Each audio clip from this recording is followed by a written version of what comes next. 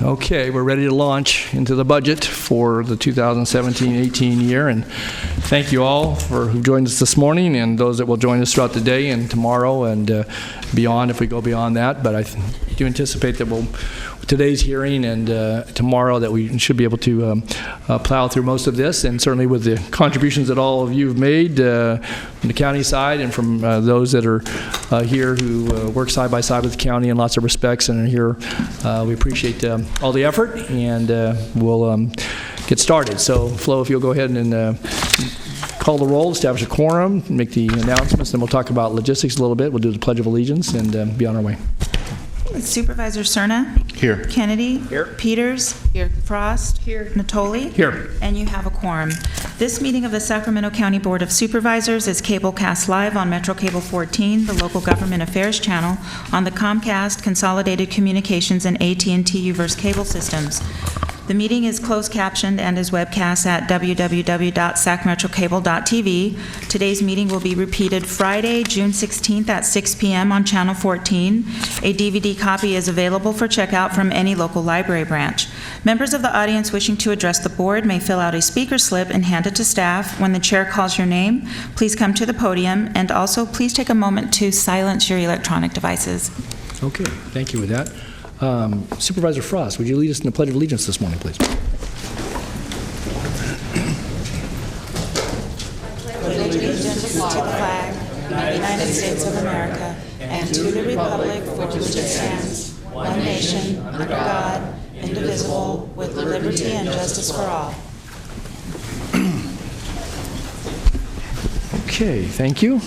Then with that, we'll go ahead and talk about kind of the order of business here, and we were conferring, sorry for a couple minutes late start here, about the order of things. So Nav, you may want to just kind of walk this through here relative to items that are on the agenda today, what order we'll take those in, you anticipate, and obviously the board can weigh in if we have any thoughts about that as well. So what we're proposing to do is to present to you the budget today and tomorrow. And when you start your deliberations, once you adopt the budget, we have contracts that need to be executed, which is basically your consent item, and we'll ask you to make those approvals after you've approved your budget. The other item that we have in here was for CCC funding. We will be asking for that item to be dropped, but we'll ask that tomorrow after we've completed the budget. And for this morning, what we plan on doing is comments from myself and Britt Ferguson, who's our Chief Fiscal Officer. The DA will speak after that. We're going to have DHA on Comprehensive Homeless Initiative, and Edwards and Cindy Kavanaugh. Once that's completed, regional parks. Most likely will be a lunch at that point, a lunch break at that point. Animal care after lunch, health and human services, and then probation. And if there's any other questions that the board members have for other county departments this afternoon, and then reconvene tomorrow at 9:30 a.m. Okay, so let me just do a recap of what you said then. The items that are on the consent calendar today, items 1 and 2 relate to the budget outline that Mr. Gill pointed out in kind of the order of presentations for today, and maybe spill over to tomorrow. Obviously, capital improvement program, item 2 is part of that. And item 4, as you mentioned on that calendar, will be dropped at the time we take up this full. The items 4 through 70, I believe, are contracts and relate to a number of actions that tie back to the budget.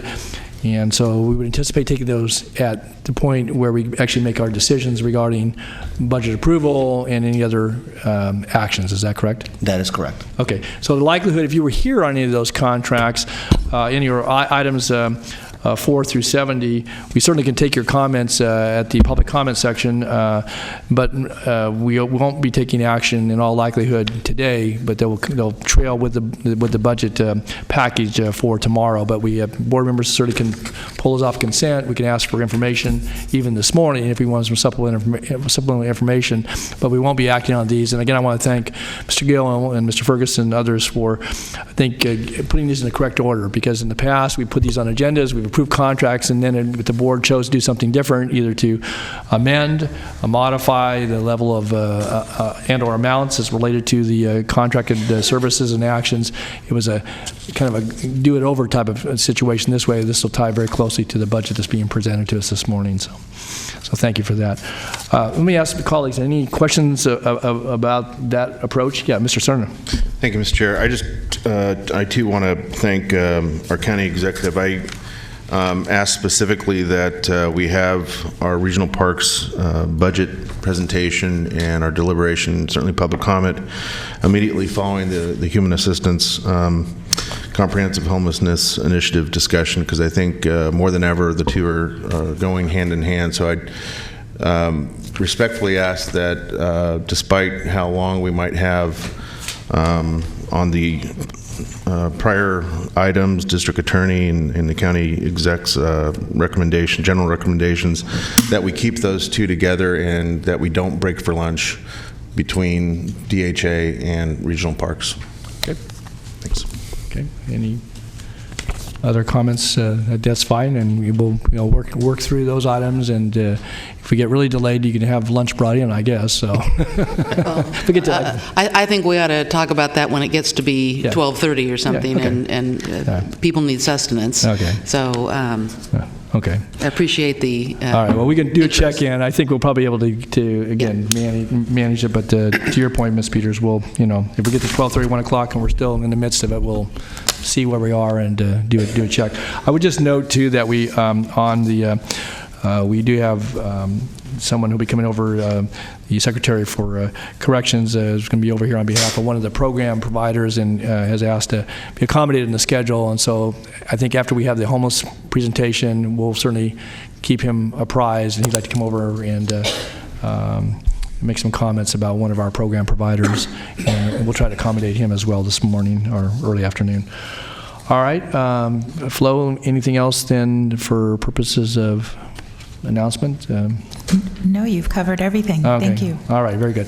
Okay, with that then, and if you wish to address any items on the budget, then we'd ask you to fill out a speaker form sometime this morning, and if it's an item that we're going to be hearing early on, we'll certainly take those public comment, I think, at each of those junctures along the way. And so as we go into the various budget units, we'd welcome your comments, and if you want to hold them till later, or again, we're going to keep this as a very open and fluid hearing, and we would certainly welcome that. If you have a schedule that's not going to be accommodated by that, we can certainly take those comments throughout the course of the day. If you let the clerk know, we'll try to accommodate that.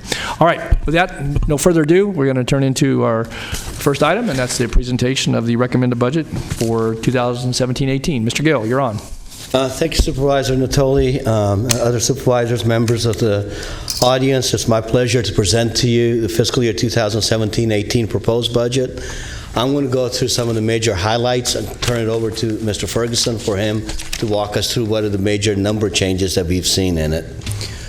The slide that I think all supervisors liked last year is this one, which kind of breaks down our county budget. So our county budget at this point stands at $4 billion.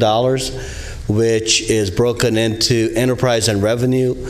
Major funds in there are water resources, airport, solid waste, transportation. So those are the ones that are the non-general fund components that we spend most of our time discussing, which is on the right side is the general fund budget. It's $2.4 billion that we are receiving this year.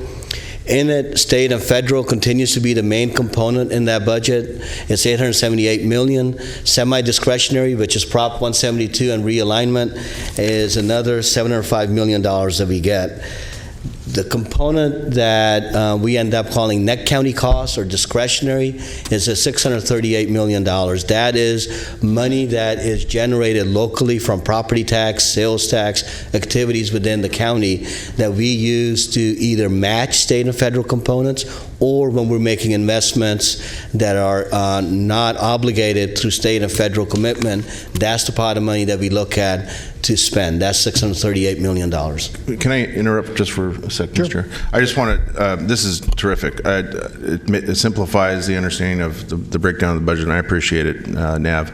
But I just want to stress, because it's not printed on the slide, that some that aren't as familiar with our budget may hear over the course of today and tomorrow the term net county cost. That's synonymous with the discretionary box here. That is correct. Okay. I think we should add that in parenthetical, net county costs. Thank you.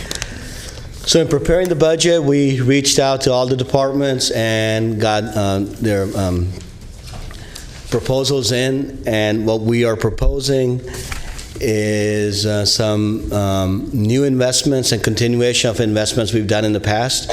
The way this budget is structured this year is that there will be departmental presentations that go in further details. Homeless initiatives, as the board might recall, March 23rd, we presented to you a homeless strategy for the Sacramento County. There was 4 strategies that we had identified, and there was staffing associated with it. This morning, Ms. Edwards and Ms. Kavanaugh, right after our presentation, will go in more details on what that looks like and what is that funding going to get for us. Intelligence-led policing, this is an item that the board made a commitment 2 years ago. This upcoming fiscal year is the last fiscal year in fully implementing what the Sheriff's Office has launched into, and this budget adds 6 crime intelligence analysts and 1 senior crime intelligence analyst. This completes or fulfills his obligation getting this program up and running, so next year this item will not be, it will be just part of the base budget, not a new item. In May, we came to the board and had a conversation about jail mental health, about an intensive outpatient unit. The board at that point authorized a 20-bed unit to be operational, and this budget includes funding to make that operational into fiscal year 2018. Dental Transformation Initiative, just want to touch that very briefly. Sherry Heller is going to go in more detail with it when she speaks this afternoon. May this year, we were awarded $3 million in a Dental Transformation Initiative. It's an outreach to low-income kids, so this is another one very positive program that we're bringing forward.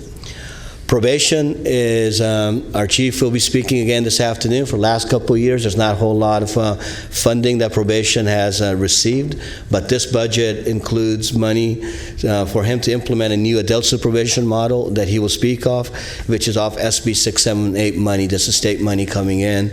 Very positive program. Also, what we've done is, in conjunction with him and his staff, is that we have set some money aside out of that money. We're not spending every dollar that we got from SB 678. We're setting some aside, and when this revenue is very cyclical, and when the revenue does go down, we need to have some ability to offset the loss and not go immediately into cuts. And I want to thank Chief CEO for cooperating and working with us on that item. Animal care has been a very lively discussion at various levels with different board members. And this afternoon, we will be discussing in more detail, but we are proposing an animal wellness initiative. Our purpose there is to increase and maintain the live release rate. What we strive for is 90%. We were at 80, and I think last in May we dropped down to 69, and there's the reasons why we got to 69%. But we are going to propose a new initiative to bring that live release rate up. Spay neuter services, the board invested $1.1 million in the current fiscal year on about roughly 11,000 surgeries that we've conducted, and our animal care director is going to go in detail about what kind of issues he's seen and how that's worked for us. The other item that also has garnered, besides homeless, is a lot of conversation, is regional parks. So in January, Director Leatherman instituted a new illegal camping park resource team, which is the first bullet, and we've had some positive results in moving trash. Of course, we can always do more than what we have, and that is why we're going to be proposing a pilot visitor service debris removal program. And the basic highlight in that is that we want to have presence on the parkway 7 days a week. And it's going to be 2 components in it. One is a maintenance team that we're going to have. The other one is visitor center. Maintenance team, stealing a little bit of Jeff's thunder, but maintenance team will go in at dusk, stay till 2, clean up, and then in the afternoon, we have the visitor service going from 2 until we close the park. So Jeff's going to go in more detail how that's going to work, what's our expectations from it. I overlooked one component, which is a fire load reduction. As the board members will remember, we had some issues with fires, and we continue to have that. We have created a fire load reduction program, and we're basically targeting fire ladders and grass where we need to continue that funding. The other item in parks, that's the last bullet, is American River Parkway Natural Resources Management Plan. In 2008, we made a commitment that we will start looking at this management plan. As board members know, once we got hit with the recession, we went through the staffing cuts, and this fiscal year we're proposing to bring this item back and start the work that needs to be done to update the management plan. And Jeff's going to work through how that plan and what impact that has on the parkway. Okay, Supervisor Cerny? Thanks. Thank you, Mr. Chair. I just want to be clear, Nev, the first bullet there, the illegal camping park resource team, that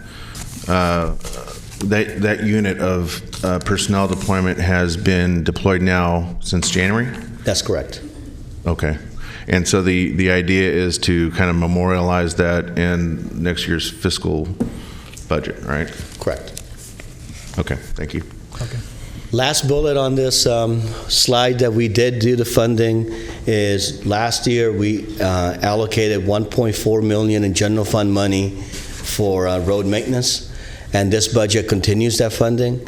Good news is that SB 1 that the governor passed, it does provide transportation funding, and this fiscal year we're anticipating $6.5 million to come in to help us with our transportation needs. Most of it this year is to backfill some of the other gas tax money that we lost.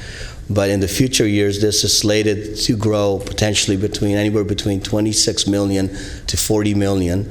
And just so you will have a marker in your mind, when Mr. Penrose made a presentation last spring about the needs that we have on transportation, just to maintain where we are, it's 35 million annual commitment. So every single dollar we get into this will be very helpful for us to start the work we need to do in maintaining our roads.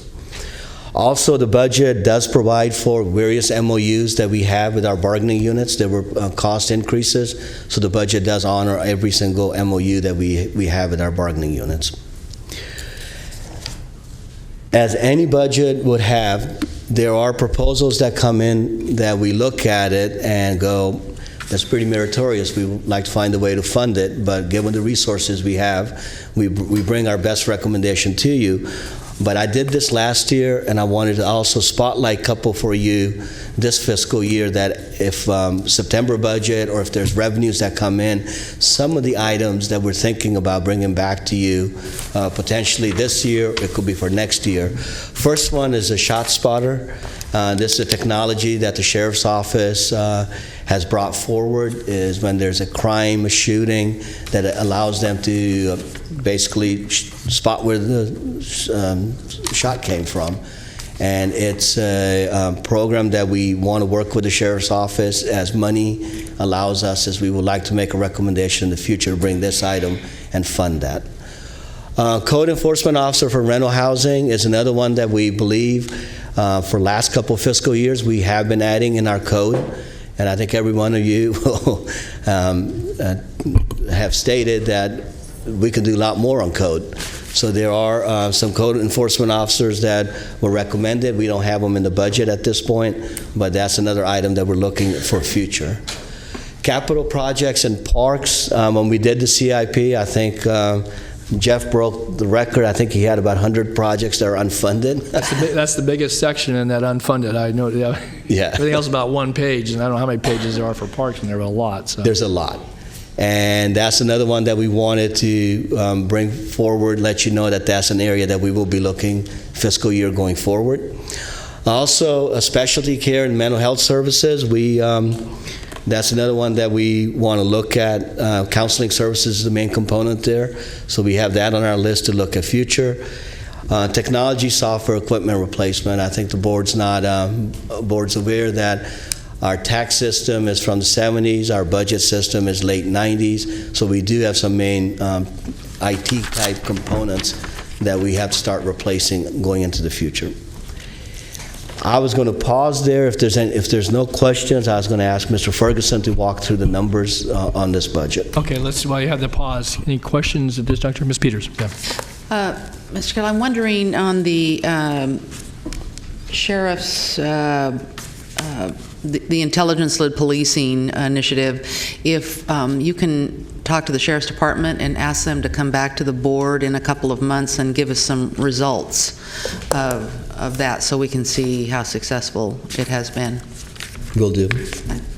It doesn't have to be immediately, just, we'd like to know. Thank you. Okay. Other questions?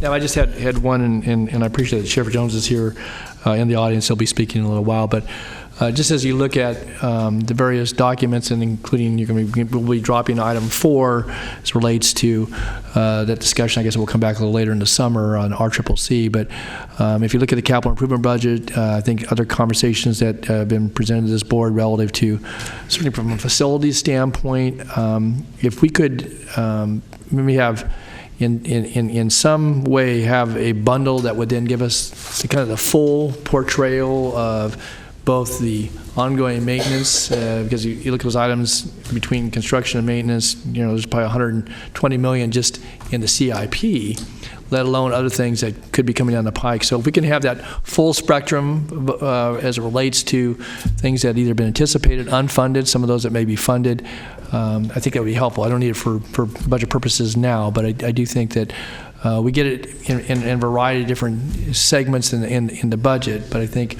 it speaks to kind of the bigger issue of having longer sentencing and the number of folks that we house, but also then the costs that are borne by this organization, obviously in keeping those institutions operating 24/7. And so again, to kind of have that a full picture that would somehow assimilate that information, I think that would be useful, at least from my view, as we're looking at item 4 that will come back to us, but certainly in the spectrum of things that we may be looking at as relative to capital projects, because there are, and maintenance as well. Yep. Okay, good, thanks. All right, any other questions then, comments? If not, thanks, now. All right, then Mr. Ferguson.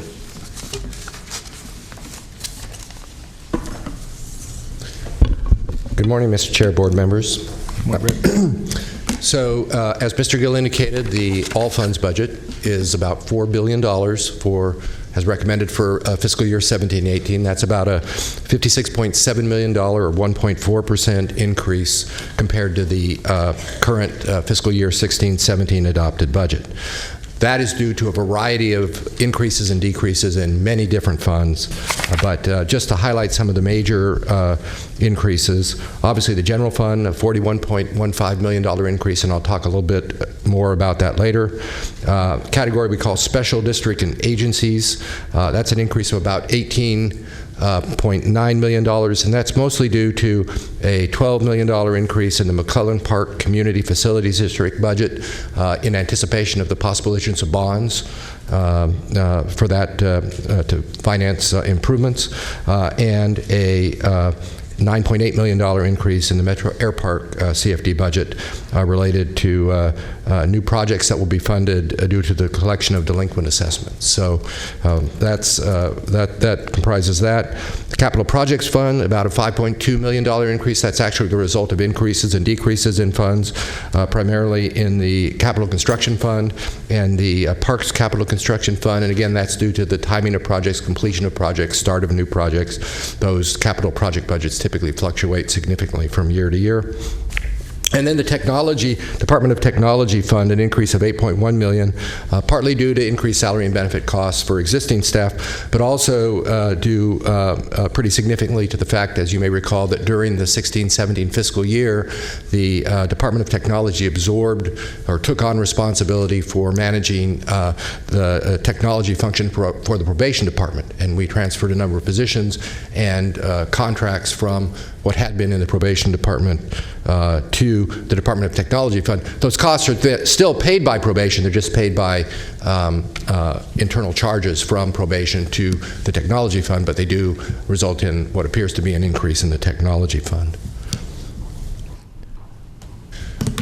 So turning to the general fund budget, as Mr. Gill also indicated, about $2.4 billion. That's an increase of $41.1 million, or 1.7%. Again, a variety of increases and decreases, but the major cost changes include new and enhanced programs, funded growth, both net county costs and non-net county costs, totaling about $25.9 million. Again, about $7 million of that is net county cost.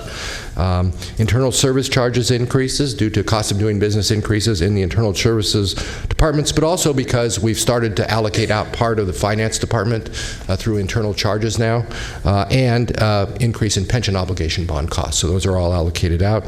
The human assistance aid payments budget, about a $17.1 million increase, and that's mostly due to CalWORKs cost increases related to the repeal of the maximum family grant rule. And some of you may know that the maximum family grant rule was a rule that basically said if someone on CalWORKs had another child, they were not eligible for additional assistance, and that rule was changed. And so that has resulted in a significant increase in costs funded by federal and state money. Salary and benefit costs increases for existing employees, about $5.7 million. And then a $22.8 million decrease due to the reorganization of the Community Development Department functions. This is not a net increase, or it's not a net decrease. It just is moving budgets that were in the general fund over to a special revenue fund. Many of those budgets associated with the new Office of Development and Code Services received no general fund support. When there was a community development department, they were budgeted in the general fund, but since they're basically special revenue fund functions, we've moved them into a special revenue fund. So there's no real change in the overall appropriations countywide. It just reflects a reduction in the general fund. Excuse me, just a question on that, Britt. So with code enforcement, it's still receiving general fund? Code enforcement has remained in the general fund. That's the one component of that office that remains a general fund budget. Building inspection, special assessments, those are the type of funds that Britt's talking about. Engineering, things like that. Yeah. Okay. When original restructuring was done, they were brought into the general fund, but when we were looking at it, made more fiscal sense to account for them in their own revenue funds. Code still is a general fund function, and in your sheets you'll see that it still shows how much they get. Okay. And planning, which did not go into that office but is its own office, also remains a general fund department, because that's right. It has some offsetting fees and right. Obviously a cost for applications and so forth. But right. And that's we have made some general fund supplement budget advances in the years. Okay. Right.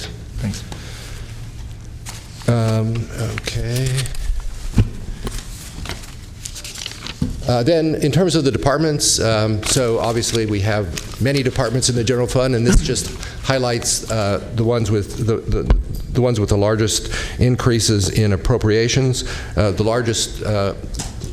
largest increase is in the Sheriff's Department with an $18.1 million or 4% increase. That's partly due to salary and benefit cost increases for existing staff. It also reflects the fact that, as you know, over the last few years, we've been gradually moving all of the responsibility for paying debt service on COPs that had been included in the capital construction fund during the Great Recession and its aftermath in order to save money in the general fund back to the appropriate departments. So this is the last amount that is related to the jails, and so that's a $2 million of that increase is related to that. And then there's also over $5 million in growth. Mr. Gill mentioned the intelligence-led policing, the costs for the mental health outpatient unit in the jail, but also some non-net county cost funded growth that is included in the sheriff's budget. Human assistant aid payments, that $70.1 million I already mentioned. That's really the CalWORKs increase. Probation, an $8.3 million or 5.7% increase, partly due to cost of living increases for existing staff, but also $3.2 million in growth overall, including $2.6 million for the adult offender supervision model that was recommended as a result of the adult correctional system review, and that Chief Seal will be talking about later. Correctional Health Services, that's a $3.1 million or 6.9% increase. That's due in part to salary and benefit cost increases for existing staff, but also, as you know, as Mr. Gill indicated, as part of this intensive outpatient program in the jail, in 16-17 you approved additional contracts for UC Davis to provide psychiatric services, and this includes a full year of funding for those contracts. Almost $1 million of that increase is related to that. Human Assistance Administration, that's a $2.6 million or 0.8% increase. Almost all of that increase is related to over $6 million in growth requests, primarily the comprehensive program to address homelessness that will be talked about just very soon here. That funding for that, for the local share, for the net county cost share of that, comes in part from using $3.6 million in what are called boomerang funds. That's property tax and asset sale money, discretionary property tax and asset sale money from the former redevelopment agencies. So that allowed us to make this make this investment. Britt, just a minute, I have a question, Mr. Gill. Yeah, thank you. I just want to make sure I'm not missing something. I did skip ahead a little bit in the presentation to see if you're going to get to an answer to my question. My question is this. Mr. Gill, at the beginning of the presentation, did an excellent job of explaining the separation between enterprise revenue and general fund. Did you already mention, Britt, what changes in enterprise revenue we've experienced? And is there a slide or a bullet point somewhere that tells us that? The budget document explains that in some detail. I did not, other than the total increase in some of the examples of some of the funds that are increasing. I did not go into the specific enterprise fund or special revenue fund revenues. No. Okay, because it's listed in the introductory slide at 1.529 billion. I'd like to, maybe you can point me to the page or the chapter in the various binders we have that explains at least the percent change increase in the enterprise revenue. We'll get that to you. Great, when you get thank you. Okay. Brett, before you leave the topic you were talking about just a moment ago, would you go run through that about the boomerang funds again? Because I know we've had certainly folks weigh in with us about identifying those, certainly utilization for housing costs and so forth, again, with the dearth of affordable housing, and I think some of the other challenges that were faced, certainly in California, but in this community as well. So would you, again, kind of run through that a little more? Sure. slowly? So just to refresh the board's memory, boomerang funds, or that the term is used to characterize once the redevelopment agencies were dissolved, and in fact, in theory, if redevelopment areas ever went away even before redevelopment agencies were resolved, then the tax increment money that used to go to the redevelopment agencies to pay debt of the redevelopment agencies reverts back to the overlapping taxing jurisdictions in proportion to their tax rates. Some goes to the county. If it's in the city, it goes to the city. If it's in the unincorporated area, it goes to the county. Whatever. I mean, we all get a share of the schools. Everybody gets a share of that money, and that money. In our case, for 17-18, we estimate will be approximately $3.6 million. And that's a combination of property tax revenue that returns to the county because it's no longer used by the redevelopment agency to pay debt service, as well as money from the sale of assets that are, and it's considered discretionary revenue. It just comes into the general fund. There's no legal earmarks on what it needs to be spent on. But in our case, what we proposed in this case is to take the $3.6 million that we estimate we will receive in fiscal year 17-18 and use that as part of the money that the net county cost to fund the comprehensive homeless initiative. That is more than that. There's also some additional general fund money in there, but that's part of that. Okay, so and that's clearly identified, certainly in your presentation, but in the budget that the boomerang. It's identified in the budget message. Yes. Okay. All right. Yes. Thank you. Mm-hmm. And then, but as I noted, we have over $6 million in growth requests in a human-assisted administration and only a $2.6 million increase in the budget. And that's because there are some other increases in federal revenue and state revenue to pay for different programs, but also significant decreases in funding in a couple areas. There's a significant decrease, about $11 million decrease in the CalWORks single allocation, and about a $1 million decrease in CalFresh administrative allocation. So the cost reductions related to those decreases partly offset the increases that I've talked about. And then the district attorney has a $2 million, 2.3% increase, just pretty much related to ongoing cost of doing business, cost of living increases for salaries and things like that. So recommended new or enhanced programs. I'm not going to go through all of these because Mr. Gill talked about some of them, and subsequent speakers will talk about some of them.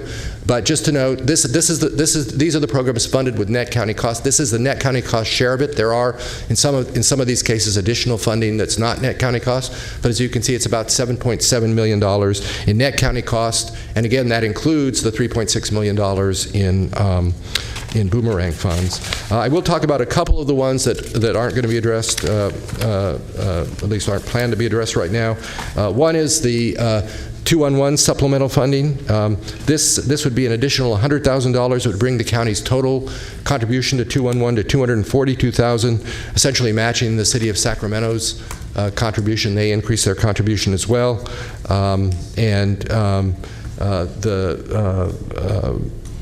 That's to respond to requests for additional funding to help keep that program going. And then Cerna Village, they had requested additional funding because they had lost federal funding. And what we proposed here is $100,000. They obviously requested a lot more than $100,000. We proposed $100,000, which would keep them afloat for 4 months while they pursue application to SHRA, the Sacramento Housing and Redevelopment Agency, for project-based vouchers that, if received, would fully cover their operating costs. And we think that there's probably a pretty good chance, there's no guarantees, but a pretty good chance that they will be successful in getting those vouchers. Obviously, if they don't get those vouchers, then we'd have to step back and sort of relook at this whole situation. But that's the proposal here. What Brett's saying is basically if the funding doesn't come through September budget, is what we have this slated for. Okay, and I know Supervisor Stern has a question, but this will allow them to maintain the clean and sober approach versus what the federal government was dictating when basically that is correct, Supervisor Natoli. Okay, sir. Thank you, Mr. Chair. You answered most of my question, Britt and Nav. It sounds like it seems like deja vu all over again, but we're going to cross another bridge, it sounds like, in the fall when we have a better understanding about the disposition of these vouchers. But everyone's shaking their head, yes, that the vouchers are the best prospect for sustained funding for Cerna Village. Yes. And if, for whatever reason, that does not materialize, then we sit down with Cerna again and figure out what to do. That's correct. Okay, thank you. Okay. So I'll leave the rest for further presentations. So these are just a few of the many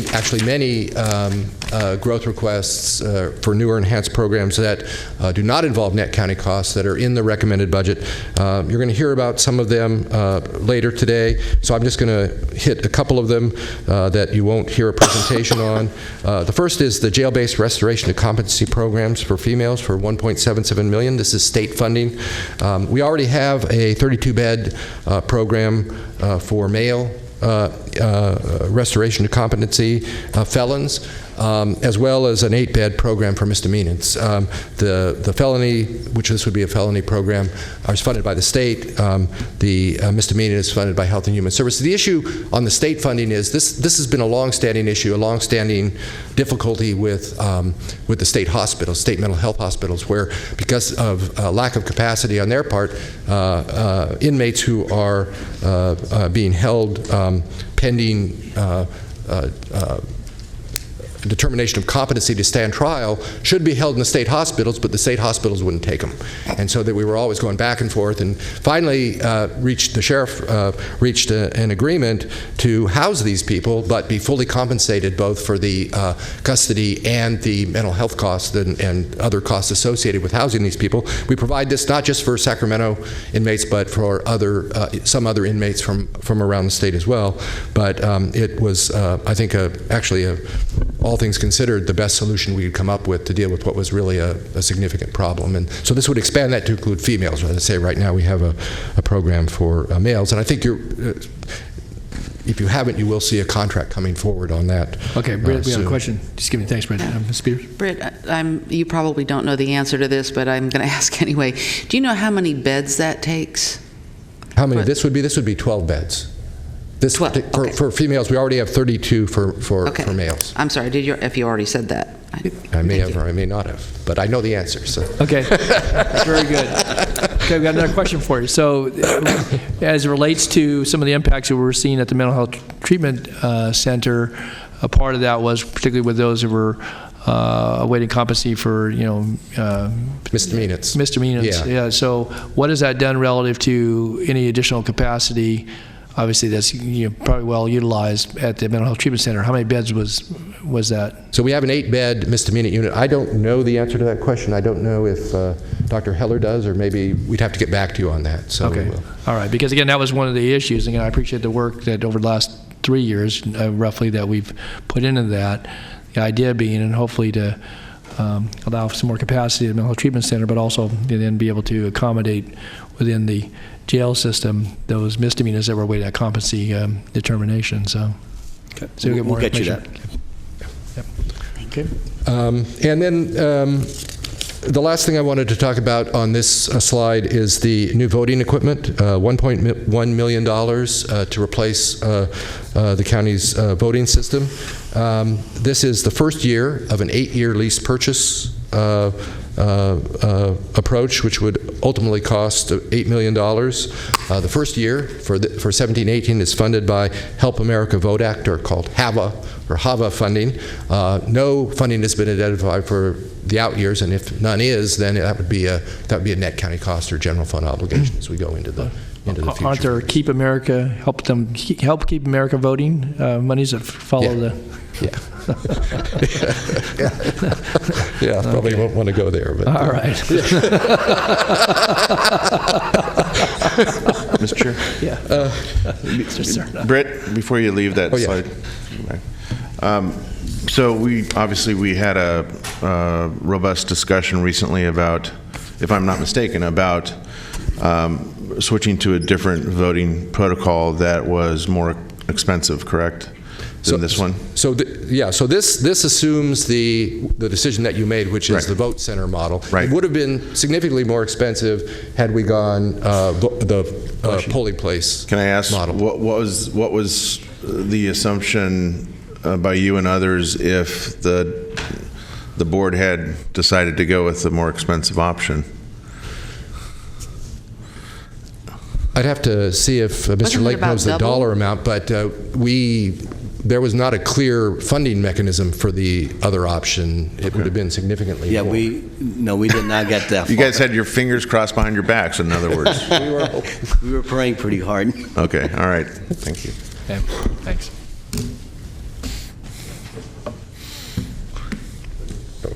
Sorry.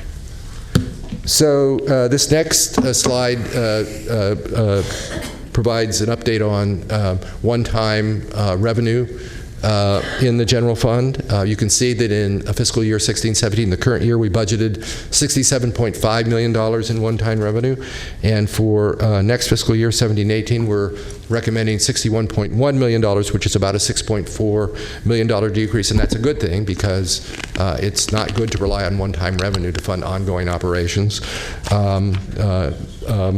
Significantly, I think one of the most significant things here is at this point anyway, there's no one-time discretionary revenue recommended. And at one time we had, $50 million. We had $70 million in one-time discretionary revenue, and we've been slowly sort of moving that down, and that's a positive trend. We still have a ways to go, but that's a positive trend.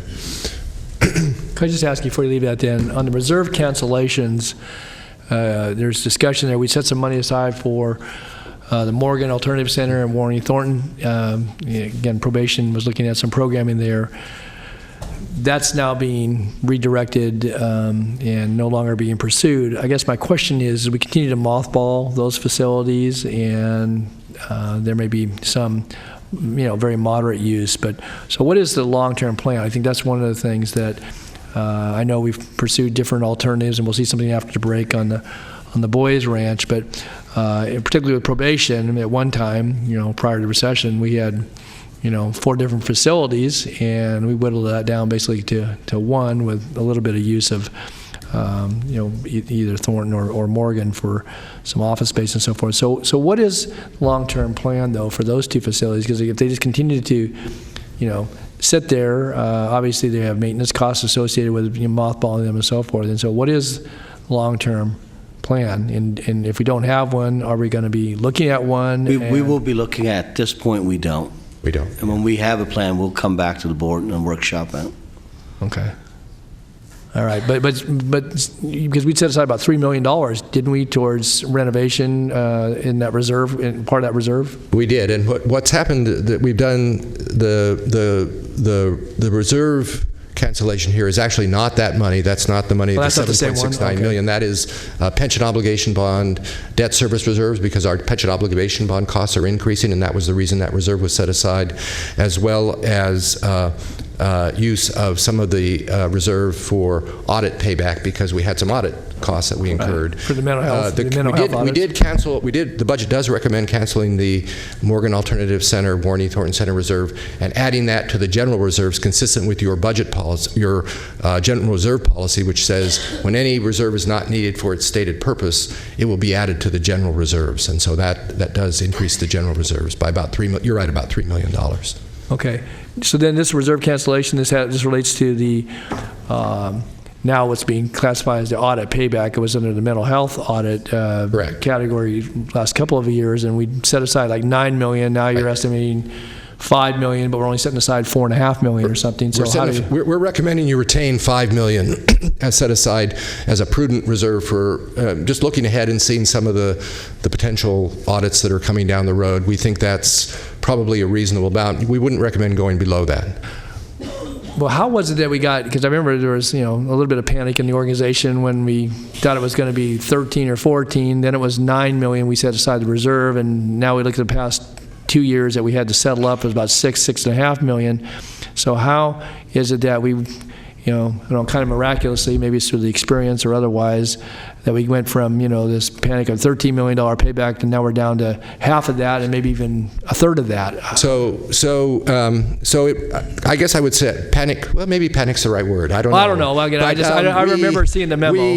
We to the extent we panic because we actually had audit findings that totaled that amount. For a couple years in a row, we were actually getting initial audit findings that were $14 million in mental health. Yeah.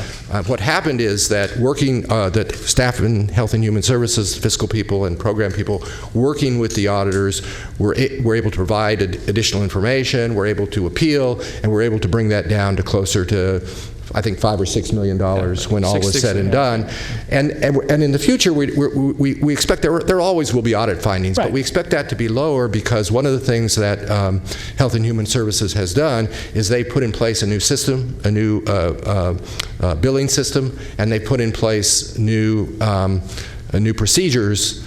And so they think that a number of the findings that were in those audits hopefully will not occur again. On the other hand, we see other programs where there probably will be some audit findings. It's pretty clear. And so again, but we don't think it'll be in the $14 to $15 million range. So we're trying to put a realistic number in there. Okay, thanks. So let's see. General fund contingency, roughly $2 million. That's the same amount as in the 16-17 budget. Just to put that in perspective, that's significantly less than 1% of general fund appropriations. So that's probably, by any sort of industry standards, if you will, that's probably a low contingency, but it's all we can afford right now. So that's what we've put in there. The general fund, the contingency is just to deal with things that may come up during the year that for need for additional appropriations, revenue decrease, whatever. If I could, Britt, just while I got the slide up there, the comment, and again, certainly it's not insignificant that, this year being the first year probably, and I don't know, 10 or 12 that we haven't used one-time discretionary money. And that in of itself could provide budget capacity for contingencies if you use those one-time monies versus doing something that, basically says we're going to have a base support in building our budget, but also carrying it out through the year. And that certainly can affect your general fund contingency, because you could boost the contingency by $10 million, but use one-time monies, and then you do the accounting strategies. And some years, that's the only way we've been able to balance the budget, obviously, is to pull from those one-time sources. So I do think it's quite an achievement to get away from the one-time discretionary funding, and yet it doesn't allow us to kind of build these reserves that you would go to immediately, and or through the end of the year you would draw those down because you'd be using one-time monies, and at the end of the year you'd be right back in the same situation. So again, I think it's not insignificant that the first item on your top of your sheet there in that first box is important, and it certainly can affect your midline there relative to your contingency. It says we're fiscally getting healthier a little bit at a time, and then obviously what you're going to point out in a moment, I think, shows good faith effort on our part to try to pay down where we borrowed internally as well. So. Right, the gradual process. Yeah. Interfund Supervisor Frost, I'm sorry, Britt. Oh, sorry. Hi, Britt.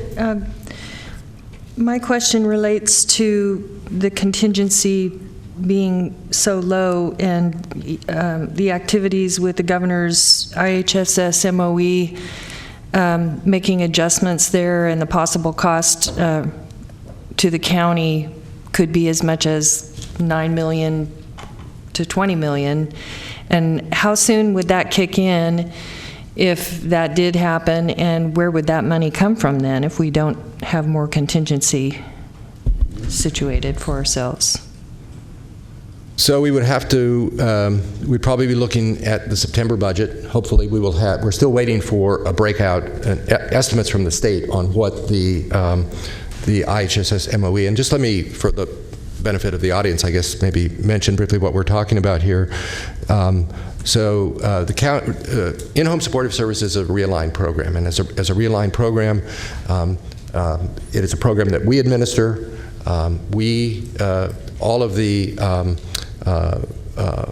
caregivers who provide assistance to people receiving in-home supportive services are employees of record of public authorities that, and the counties run those public authorities and negotiate salaries and other and benefits to the extent they're provided with those caregivers. And those costs are shared between the county and the state and the federal government. The federal government pays half, and then there's a split between the county, historically under the basic plan, a split between the county and the state. A number of years ago, the state initiated what was called a continuum of care project, and basically they said to the counties, we will cap your share, your costs at a fixed amount at that time, with a 3.5% annual cost of living increase. In his budget for this year, the governor has proposed to end that cap, and that would immediately, without any amelioration, that would immediately increase the county's cost by statewide by over $500 million. Recognizing that, and after negotiations with the State Association of Counties, the governor's proposed a plan to help mitigate that, at least in the first few years, by putting state general fund money in to help backfill that to the tune of $400 million in 17-18, $300 million in 18-19, $200 million, I think, in 19-20, and then down to $150 million ongoing, and some other things as well. And also take some of our mental health and public health realignment growth money and use that to help cover these costs. So that would be a revenue loss to us. So the point is, it's a very complex thing. We don't know exactly what the impact would be for us in 17-18. We know that it will grow over time, over the next 3 to 5 years. It will grow significantly. At this point, it's really unknown. It's what it will be in 17-18. So we would expect to have those numbers hopefully by September. We'd come back to you. At that point, we'd look and see how much additional, if there are additional costs, which there will be some probably, probably, what additional fund balance carry we have. As you know, we always review and revise our discretionary revenue projections, and then we'll have to look and see what we can do in terms of programs if need be. But I think it's premature to make any decisions on that until we have a better sense of what the actual impact would be. Did we use all the contingency for this past year? Do Yes. we generally use it all and need more, or? It varies, but this year we did use it all. It seems low. Yeah. Thank you. I would just say on the IHS too that I think experience shows that oftentimes with the state that when it comes to money, a deal is not a deal because they change the circumstances, they change the rules, they change, they make a promise, and then you get a different legislative environment. The next thing you know, counties, here it comes, and it's time and time and time again. And I think this is the only most recent iteration of that. And even in times when their budgets have improved over there and so forth, they continue to shift those costs to counties. And again, we accept that. That's our responsibility as it relates to human services and a number of other things, being a branch of the state by our very creation. But it just seems to me that when they can legislate not only the rules by which you have to make the payments to providers of those services and so forth, and including minimum wage increases and health benefits and so forth. And so, but the whole strategy was they were going to negotiate this statewide to level the playing field. Well, guess what? That didn't happen. And then they look at the realignment dollars. They tell on one side of their mouth that they're helping with mental health, so forth and so on. They do maybe in a given year or two. New circumstances come around. Nope, that money comes back. So we have programs, we have people who are dependent upon those services, and now you got to shuffle it over there. And net-wise, sometimes you end up in a worse position because you reduce services in a certain area. We try to go to our general fund, and again, I know you understand it from the budget standpoint, but to me, it's terribly frustrating, and it looks like the pattern continues. Year in, year out, doesn't matter if budgets are bad or good, and I think those shifts. And maybe someday, in the legislature and certainly in the governor's office, they'll look at that and look at the perspective as counties as partners versus ones they can shove off some of their responsibilities to. We accept those, again, and take those seriously. So, enough of my editorial comment for this morning. I guess it's everything you said is correct, and I guess it's good to be the state. Huh? You get to decide these things. So. Well, even as good as it may get to be the state, I wouldn't want to be them. So anyway, thanks. So interfund transfer repayments, the board is well aware of the many issues associated with this. The original amount that was transferred to the general fund from other funds was $77.7 million back in starting in fiscal year 08-09 through fiscal year 10-11. So far, over the last 8 years, the general fund has repaid $38.89 million. And the outstanding balance at the end of this fiscal year, at the end of 16-17, will be about $38.76 million. So the original commitment back in 2008-09 was to pay these transfers in 4 years.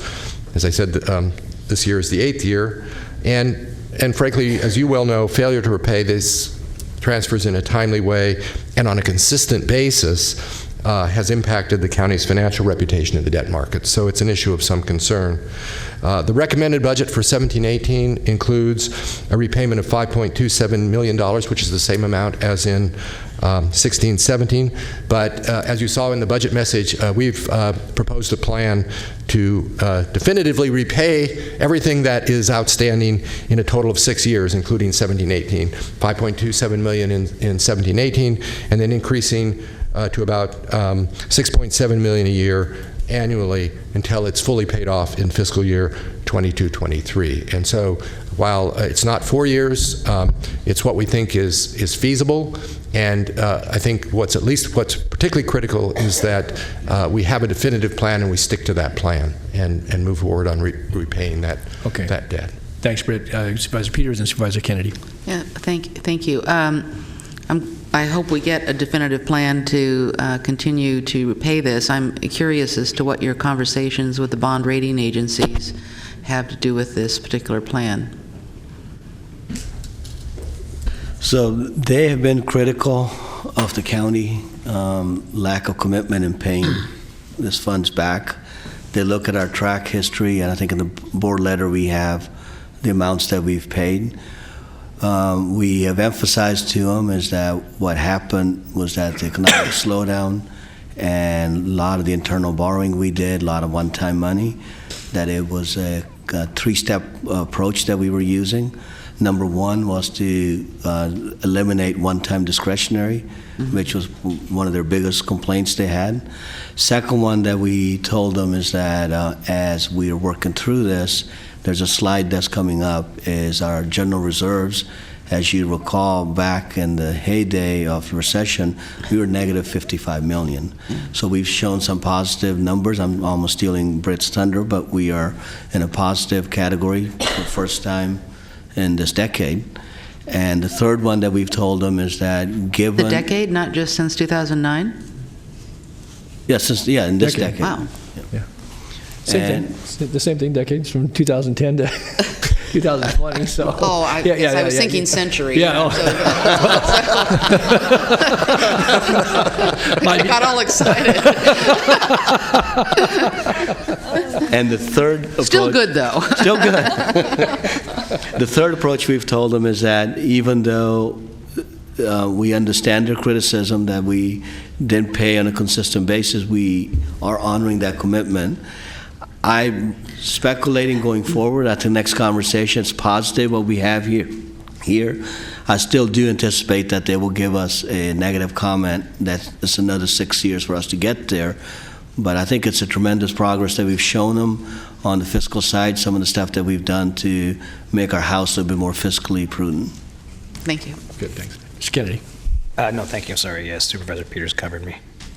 Okay. So just brief comments on transient occupancy tax. The board is well aware of this issue, and there's a section of the budget message attachment there that addresses this, but our estimate for TOT revenue for 17-18 is $6.2 million. Major changes in terms of funding for TOT-related programs are a $30,000 increase in funding for the Center for Sacramento History to address issues that they have, the additional $100,000 for economic development activities that were part of the plan that was presented to your board earlier this year, and then, of course, as your board is aware, $1 million for the new TOT grant program that your board discussed at your last meeting in terms of the process for moving forward on that. This is the table that Mr. Gill referred to, and this is an update of the table that was provided to you last year in the budget, which basically shows the large counties, the counties we compare ourselves to, 12 counties, including us, and what basically are their discretionary reserves. That would be unassigned, fund balance, assigned, and committed, as opposed to money that is legally restricted as to what it could be spent on. And this is really critical for a couple of reasons. One is because of the concerns by auditors and rating agencies if we ever want to issue debt again, general fund supported debt, but also because having fund balance and reserves like this provides a critical hedge, against things like economic downturns, unanticipated cost increases like the IHSS proposal, and other revenue decreases that may occur. So it's really it's pretty critical, so that when those things occur, rather than having to immediately move to things like cuts, we can phase into dealing with the impact of those sorts of things, and really critical for maintaining sustainability in terms of general fund supported programs. So there's good news, as Mr. Gill indicated. The good news is we're positive for the first time since 2010, at about $34.7 million. And as he indicated, at one time we were down negative at $55 million. But I guess the bad news, you could say, is that our discretionary reserves are only about 1.12% of general fund revenue, and that's usually the measure that you look at, is what percent of revenue or expenditures in terms of reserves discretionary reserves do you have. Just to put that in perspective, that table's a little bit hard to read, but the closest to us in terms of a percent of their revenue is Riverside County, and they're actually pretty similar to us in terms of overall budget. They have discretionary reserves of 9.26% of general fund revenue, which for then it was about $269 million. And again, their budget is pretty close to ours, a little bit larger. And the gamut runs from San Mateo with 60%, and of course they're a very wealthy county, very wealthy community, 60% of revenue general discretionary reserves, to Orange with 11.4% of general reserves. And another county that's very close to us in size, like Riverside, is San Bernardino County. They have 22.95% of general fund revenue in discretionary reserves, almost $610 million. So that's just to give you an idea of what, sort of where a lot of other counties are, or at least other counties in our size range. We don't hope to be San Mateo County, but we do, as I think we've talked about in the past, and Mr. Gill has talked about in the past, hope to build those reserves to a level that will help ensure the general fund's long-term fiscal stability. Thanks, Brett. We have a couple of supervisors, Supervisor Frost and Supervisor Cerna. Can you just reiterate which counties are closest in size as compared to? In terms of budget of these counties, probably Riverside and San Bernardino. And looking at this really makes me motivated to want more reserves. It makes us look kind of bad, actually. But I really like the way you put that in the budget so that we could be cognizant of it. And I wonder if there's a way that we can also look at other indicators that would help us, give us an idea of how we stack up. I was looking while I was studying the budget at other counties and how, some of their websites and how they have these performance indicators, and I realize those kind of things, like if you start trying to measure every permit you issue, it could become, a larger workforce just by virtue of measuring your performance. So I'm not saying this in the context of wanting to create work, but more like from just a high level, are there some indicators that we can look at that will help us as a board kind of see how we stack up with other counties? And there was only one that I could think of that I thought at this time that I could think of, and that was the percentage of cost for workforce, so that we could kind of get an idea of the cost of our workforce compared to all the costs, compared to our total budget. Mm-hmm. And then show that in comparison to other counties, so we can begin to be thinking about productivity and how we're doing. How can we increase that reserve number? I think we can look at that. In fact, Mr. Gill has already mentioned to me that one of the things he'd like us to look at are looking at some performance measures eventually in the budget, particularly fiscal, but others as well. So like in our next year's budget, can we then see that also in that section? Yes. Thank you. That's what we're working on. Thank you. Okay. Supervisor Cerna. Thank you. I think I recall seeing this chart or something very similar in the presentation last year. This is an updated version. Yes, it's more recent data. And I think I recall last year making the statement that it's one thing to compare us simply by size, population. I think it's another, though, and probably a fairer comparison if you look at counties that are a similar size but that have either percentage or in real numbers a similar unincorporated urbanized population. I mean, when we're talking about apples to apples, and almost for any budgetary context, I think it's very, very critical to understand that you might have another county of 1.5 million people that has 90% of the 1.5 million people in incorporated areas. Well, that's not our case. We have about 570,000 people living in the unincorporated county that expect municipal services, which makes us somewhat unique compared to other counties across the state. So, again, I think it's too late now, but I think in future years, it's a little bit more work, but at least give us a percentage breakdown of unincorporated, urbanized population, so that we can understand that as well, because again, it has a huge budgetary consequence. We can do that. And I would just echo those comments to the degree that I think that the comparison, because this is one measure, this is one chart. And when you look at the quality of life in the communities, both incorporated but unincorporated, and the demands that we have on our budget, we talk about some of those in previous slides that relate to services that are provided to the general population, whether it be in health and human services or in corrections or in probation, in a number of different areas. And then you start looking at our neighborhoods, in our business districts, in our rural areas in this county, and you look at the road system, you look at code enforcement, you look at general provision of services for law enforcement and animal care and a variety of other things. That's the balance that this county has to work at. And we've made conscious choices as a board, certainly over the decades, into the past century, in fact, that we're going to get. I just got excited. You're the only one on this board, Don, that can measure things in centuries. Okay.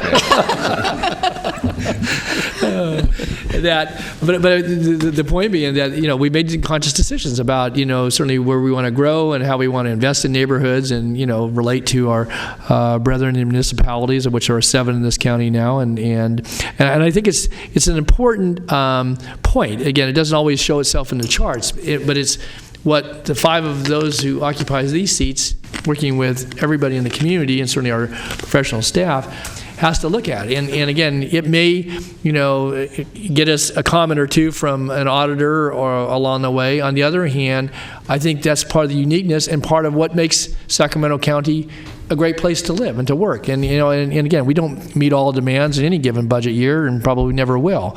But it's not all about having red lines on that chart, as much as it is about how we balance that, have good fiscal policies, and do our best to adhere to that, and certainly make sure that we keep our credit rating up as best we can.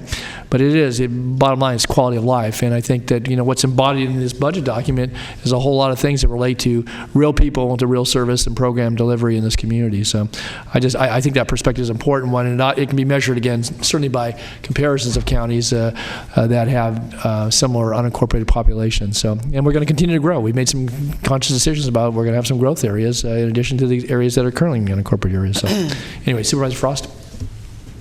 The other thing I wanted to mention was that I noticed 30% of our budget goes to employee salaries and benefits, 30% of our $4 billion, and so that is also, I don't know how the budget process unfolds, but I think noticed it's more than that. There's different supervisors that have different priorities, and there's never enough to do everything we want to do. And so I'm thinking that would be a pertinent piece of data that could give us an idea of, are we squeezing out services, of our efficiencies. I'm just throwing that out. I'd like to have the conversation maybe over time to develop some data and analytics that can help us see how we can improve efficiencies, or what, if we even have issues with efficiencies. Mm-hmm. Okay. Thank you. Just, again, and not to correct it, but isn't more than 30% of our budget salaries and compensation? I'd have to look. I wouldn't think our overall budget in general Overall, fund maybe. $4 billion. I think out of the $4 billion, I think it is, because it's got, general fund is six. It's not. I'd have to look. But I don't have the numbers in front of me. Because we're a service organization. You employ 12,000 people that deliver the services. Obviously, you have assets and rolling stock and so forth. But, well, maybe that's a number that we can get, we general can get fund versus overall all fund balances that may relate to other things. So, okay, thanks. It's convoluted because the funds are, some of them are fungible and some of them are discretionary, and there's so much, it's everywhere. But We'll get you that I'd like number. to zero in on that. Thank you. So in conclusion, what I would like to say that we presented a balanced budget, and our challenge that we had is how do we maintain base or the current services while being sensitive to board priorities. So you see the proposal on homelessness, which is the biggest component that we were working on this year, was to find solutions to the homeless program. So with that, that concludes both Brett and my presentation. Okay. Thank you, Nav. Take any more questions, Supervisor Cerna? Thank you. I just want to, again, thank you, Nav, for, this is now the second budget that you've recommended to us as our CEO, and I think the format is much better than I've seen it in years past. And I think you've heard loud and clear that we want this simplified for not just us, but for the public that's obviously interested in the process and understanding where those priorities do lie. So I think you've done a really admirable job here to accomplish that objective, and I appreciate it. Thank you.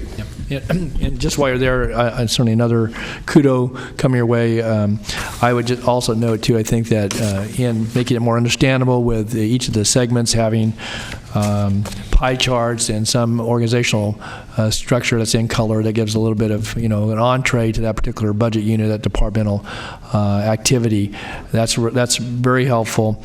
I don't know if all this gets loaded online or not, but I think that obviously you work under a lot of deadline duress in trying to put this out.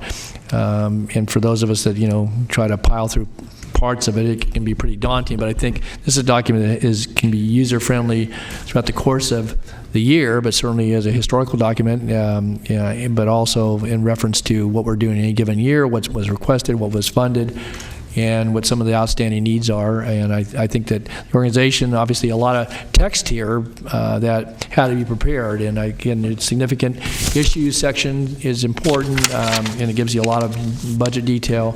But it's, I would just say it's very readable and understandable. And I want to compliment certainly you, Nav, and all the folks that have a role in putting this together. And the other thing I would note that I think is important is that when it comes to the unfunded requests, that can be very enlightening. I will leave it with that particular word because I think it shows, what is being requested by the respective departments, what's being analyzed by certainly budget staff, but also from a standpoint of the executive staff, and looking at competing priorities at times, sometimes not necessarily competing, but what's being offered. And I found that to be insightful, and I think it may reflect that departments, as they are thoughtful, but need to really reflect, because that's all showing up in the budget document now. It showed up in a little different format in the past. I think it's much clearer there, and so as people put forth their priorities from a standpoint of service delivery, programs, staffing, and so forth, I hope it'll be a guiding light for the leadership in this county in the years to come, because I think it's all there for people to digest, including obviously this board and this deliberation. So I want to compliment you. I think that's a good addition. Thank you. I will be remiss. I was going to do this at the end, but this was truly a team effort. We asked our departments to give us the information, and the format change that we did couldn't have been done without departmental, fiscal, and department heads helping us, and of course our executive team and Britt's folks that helped with it. So I want to publicly thank them for helping get this document to where it is. It is online, so if anybody wants to look at it, it's we can get the webpage out, but we will get that too. Okay, thanks, Dan. All right, if no other comments at this point, again, we can come back to this at any time during the day or during our deliberations. We'll go to the sub-agenda, and I know this is an opportunity for our elected county officers to weigh in on the budget. And I know Sheriff Jones is in the audience, and so is our District Attorney, Anne-Marie Schubert. Anne-Marie, I would call you forward, and I don't know if Sheriff Jones, if you wish to address the board while you're here. And so it's up to you. We'll let Anne-Marie think about it, and then if you'd like to approach the podium, you're certainly welcome to do that. So, okay, good. This one? I know you don't have a PowerPoint, Sheriff Jones, but I would certainly give you the courtesy. Oh, okay, thanks. Yeah.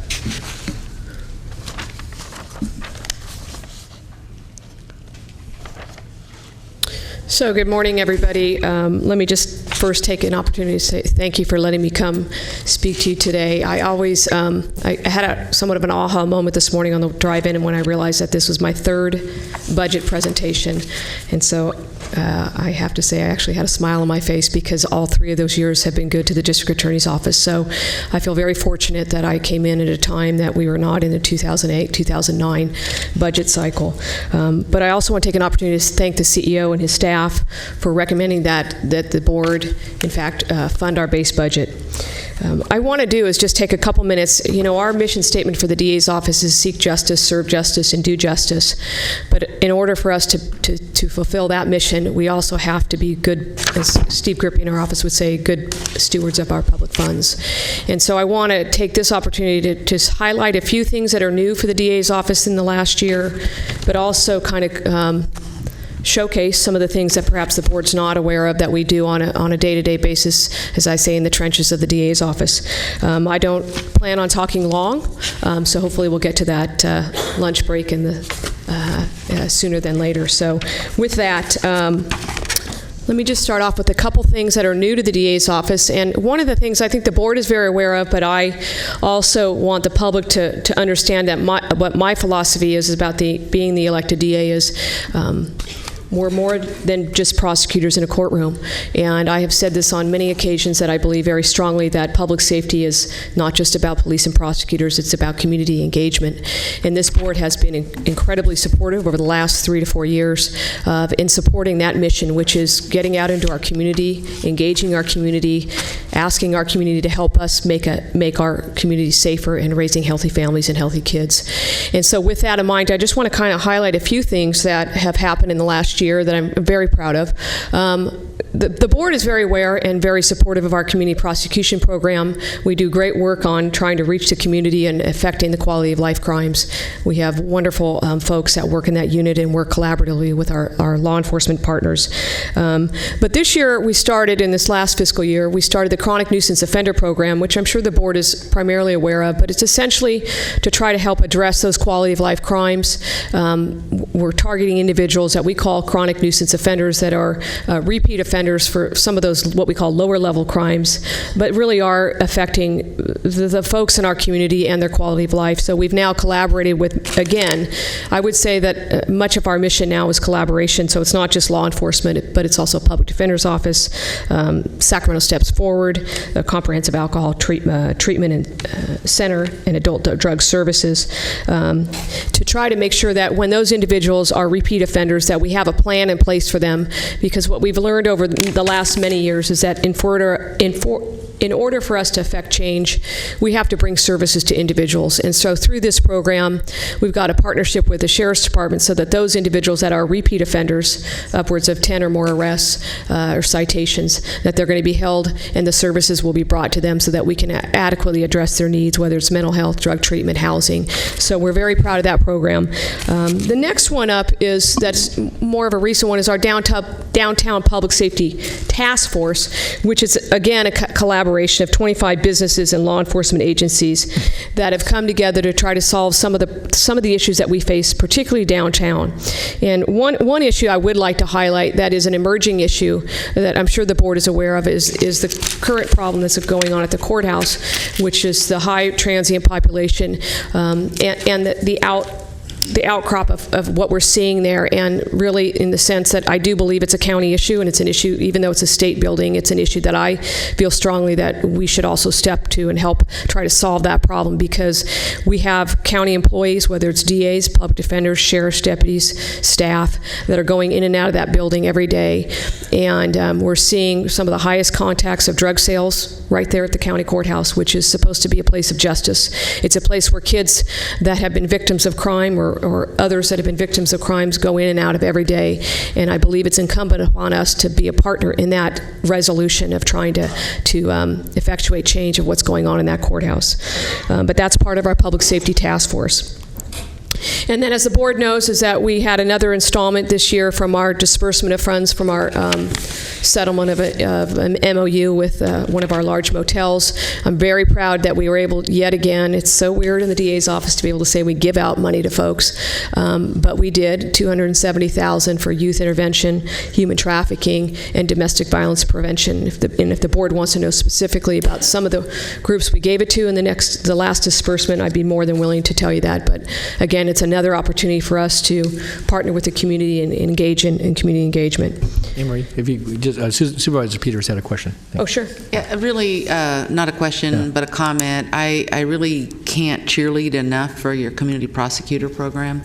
It's the fastest way and that we have outside of the Sheriff's Department to solve a lot of the problems with slumlords and homeless.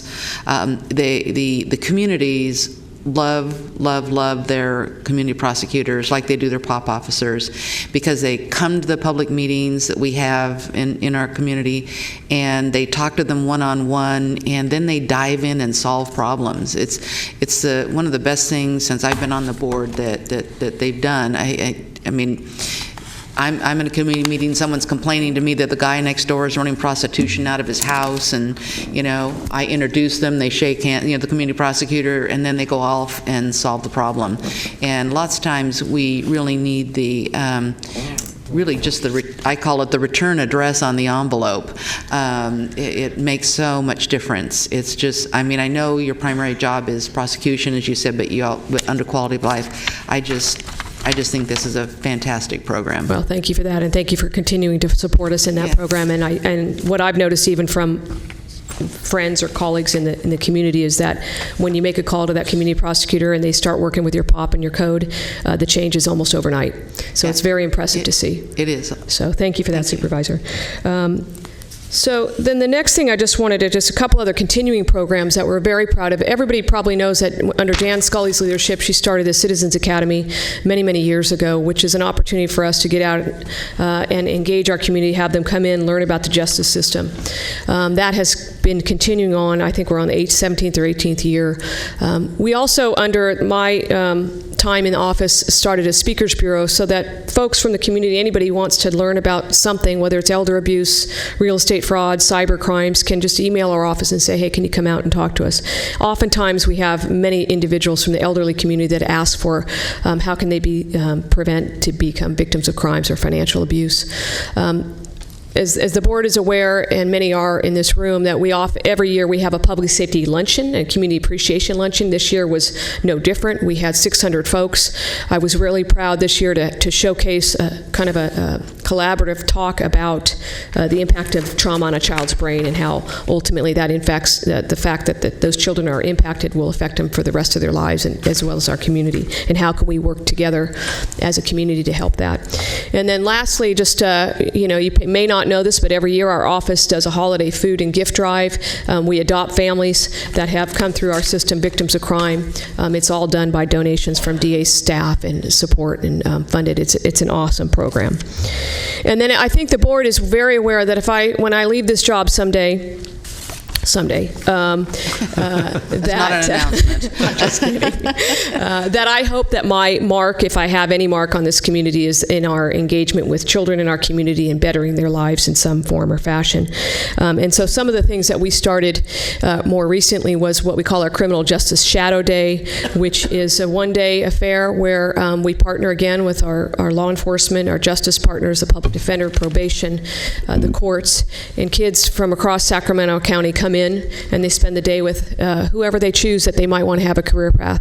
It has been extraordinarily successful. I would probably venture to guess there's not many other DA's offices in the state that does this, but we're doing another one on this Friday, and because of the fact that we can only accommodate 100 kids, we've now added a second one in August, and we still have a wait list of probably 100 people. So we are filling that up, and what I believe is it's just paying it forward and getting kids in our community interested in a job that they may want in our justice system. The other thing that we added, as you know, is that we added a youth academy in addition to a citizens academy, tremendously successful. Again, we have kids from all over the county. I think there's upwards of 55 schools that are participants. It's really, if you haven't come to one of them, I would highly recommend you come to either, really come to a graduation, because they oftentimes come in with one perspective and they come out having a little bit better understanding, and they actually might want to, get a job as a probation officer or a public defender or whatever. It's really a wonderful program. these are just programs the Board of Supervisors is aware of, that we have been doing for a long time. The Partners Against Chronic Truancy, it's very much part of my philosophy that you can keep a kid in school, you can keep that kid ultimately out of trouble. Gun violence information for teens. We've been out in the community, or in the juvenile hall setting, trying to educate kids on the dangers of weapons and what the consequences are for using those. We started what we call our iSmart program in the last couple years, which is designed to educate kids about the dangers of social media and the lifelong impacts that can have on their own health and well-being, but also their educational opportunities. By our stats, we've educated well over 2,000 students in that program. If you haven't been to the Real DUI in the Courtrooms program, it's an incredible program. It's through a partnership with the Law Enforcement Chaplaincy and OTS. There we go actually into schools and we do real sentencings of individuals that have been prosecuted in our county for DUI. It's a phenomenal program. A couple things on the horizon that we've been kind of bantering about and hope to start in the near future is a youth drug education and prevention program, because we know that there's really an astronomical increase in things such as opioids and misuse of prescription pills. And then the one that's probably a personal favorite for me that I think is incredibly important is establishing some kind of reading buddy program with our office and other partners in our community, whether it's the county employees, whether it's fire. I'm a firm believer if we can't get kids to read at third grade level, they're going to have challenges, and every one of us that is in this business wants to stop that school to prison pipeline, and if we're going to stop that, we need kids to be able to read, and it's an incredible opportunity that we can have to have an impact on children's lives and their future. One of the things I wanted to talk about that perhaps we haven't showcased enough in the last several years is what do we do actually as an organization to help victims and or witnesses. We have a victim witness assistance program. We have a number of advocates that work in that and support staff. To give you an idea of how many victims we service in any given year, as of March 30th, we have provided services to nearly 4,000 new victims, 1,300 continuing victims, and we provided assistance to well over 2,000 victims in filing for victims' compensation funding. Obviously, it can be very traumatic for somebody that comes new into the criminal justice system as a victim, so we obviously try to walk them through that process, give them an orientation. We accompany them to court and provide support for them.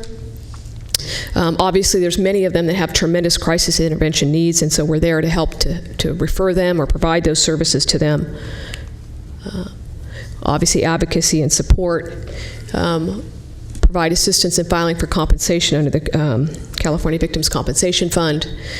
We have a multilingual staff because we have obviously one of the most diverse communities in this country. So we have a staff that's able to provide support in Russian, Ukrainian, Spanish, Vietnamese, Mien. We also have 2 advocates that are specifically trained as African American cultural advocates. We also have now changed all our brochures in our office for those services to be multilingual so that folks can understand and take the materials home with them. For many, many years, we've had what's called a homicide support network, and that meets about 10 times a year to help families that have suffered the most devastating losses to work themselves through that and to be able to talk to individuals that have suffered similarly to them. And then last, but surely not the very least, we are in the planning of what I call succession planning in the DA's office, because many of you know that we were probably the first county, if not one of the first in the state, to have what we call a comfort dog. Reggie is well known to many folks, has been in the board chambers many times, but we are now in the succession planning. Not that we want to get rid of Reggie, but we want to make sure that we're ready for when Reggie is ready to retire. So I introduce you to our team and training advocate, and that would be Addie, who will be joining the DA's office in August. I tried to get my yellow lab, but I got vetoed on that one, but it's okay. Okay, so in terms of staffing, just to understand again why the ask that we have today, I do believe very strongly that when we come and ask for something, we should exercise good judgment and good reason and not go overboard. But just in terms of staffing in the DA's office, we have currently 419 full-time employees. That's 63 less positions since we had in 2008, 2009. That's almost a 15% decrease since that time period. We have 86 temporary and volunteer staff. We really, honestly, could not operate our office without that temporary and volunteer staff. 17% of the workforce are those volunteers and temporary staff. That includes what we call legal research assistants. Those are young individuals, or not, individuals, I should say, that have just graduated law school that we are planning on hiring as DAs if we can. Investigative interns, victim witness, crime lab volunteers, attorney and criminal investigators we hire back as retired annuitants, and many other individuals. This year we added an internship for the 2017-2018 for Cristo Ray so that we can employ one of their students in our office. And we've had past relationships with them, and we're very proud to be working with them. But it's important to note that when we talk about the fact that 17% of our workforce is temporary help, because of the increasing demands of our workload, which I'm sure the board is very aware over the since 2011 with AB 109, Prop 47, now the introduction of Prop 57, we have continuing more and more. We have many collaborative courts, all of which we fully support, but it also means that we have to provide staffing for that. And so in the last year, we've had an increase from $1.4 million in our temporary budget to $1.9 million. So in the last year, it's been a $500,000 increase. And what we find, I mean, you know, we are very grateful for having the temporary help, but what we do is we bring them in and we train them, we use our resources to train them, and then some other county agency steals them from us. And so we would obviously welcome the opportunity to fill some of those positions. So in terms of our growth requests, again, we submitted really only three. Two of those requests that can have partial offsets through some other funding sources. So the first one is, and they're really, the ultimate ask here is about $310,000. The first one is 3 office assistants. These are support staff positions that are in dire need because of the ever-expanding misdemeanor and felony support requirements. We have new courts that are opening up in our courthouse, one of which is an out-of-custody DUI misdemeanor court, which we need help for. We need an office assistant for other calendaring requests, helping us with things such as discovery and filing and scanning of documents. We would offset this cost through the reallocation of one position of a legal secretary to help us reduce that net county cost to $75,000. The second one, which is probably one of the most important needs of the office because it is obviously a critical function of our office, is trying to address human trafficking in our community. I can probably never say this enough, that human trafficking is a very difficult issue to combat on many different reasons, but not the least of which is making sure that we provide the services to those victims and also getting them here to court, because oftentimes they don't want to come to court. And so we need an investigator, we need a vehicle, because oftentimes, you know, you may have that person here for a minute, and next week that person's down in Santa Rosa or Las Vegas, and we're trying to find that person because we want to make sure that that individual that has been pimping that individual out is going to be held accountable. So the net county cost for that is $67,000. And then lastly is asking for 2 investigative assistants that are needed, in dire need, for helping us with trial preparations. You know, our core function is trials. We do a lot of trials every year. I would probably, again, not to tout our office, but venture to guess that we do more trials per DA than most other counties. And so with that, you know, we have expectations. We want them to do their job well. But they need help to do their job well, and that's where it's a critical need for us to have those investigative assistants. They're not full-time investigators. They are full-time investigative assistants who help us with some of those critical needs of preparing for trial. And then lastly, I'm just going to show you, I came here, you may remember last year, but I talked a little bit about trying to renovate our lobby. And you may remember I showed a photograph. I think I remember Supervisor Cerna's eyes light up when I showed a photograph of a weapon that any one of us in this room, oh, look, no, I thought you were going to pull it out. Any one of us in this room Just your picture, would probably think was a real weapon. And it was an individual that had brought this weapon to our office. And when I walked through the back lobby and saw it, I thought it was an AR-15. Fortunately, it was a fake gun, but it still scared many of us. So with that, the board was very gracious in helping us fund a new lobby. This is the old, beautiful pink paint that we had, and the one on the right is our new lobby that opened up last December.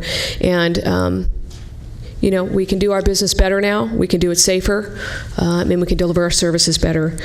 So with that, I just, again, thank the board, remind you of our mission statement, but also remind you that we can't seek our mission, serve our mission, or do our mission without being good stewards of public funds and the support of this board.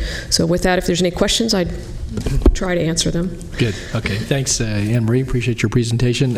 Supervisor Peters and Supervisor Kennedy. Thank you. I was glad to see you adding an additional investigator for sex trafficking. There's a big problem with that in the area I represent. Right. And over the years, we've developed a very good program between the DA's office and the sheriff's office and building inspection and fire department, right. and our that goes back to our community prosecutors also. But also, the program that you're running is known internationally. And I've hosted at least two. I was trying to think if there was a third. Groups from other countries coming here to understand how you manage your investigations for sex trafficking and your success. So I'm glad to see you expanding that a little bit and bring this to heel. Good. Okay. Supervisor Kennedy? Yeah, less question than comment. I just want to thank you, Anne Marie. It's really easy for a model of, the DA's office to wait until cases are brought to them, evaluate the cases, whether or not to prosecute, and then prosecute.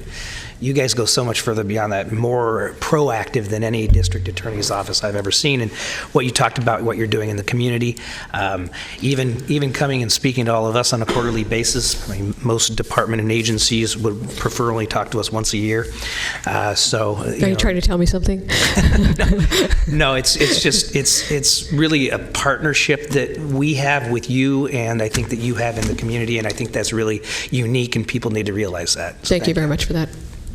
Supervisor. Thank you. So I'll certainly add my sincerest thanks for all that you and your office and your staff do day in and day out. Certainly appreciate the community prosecution services.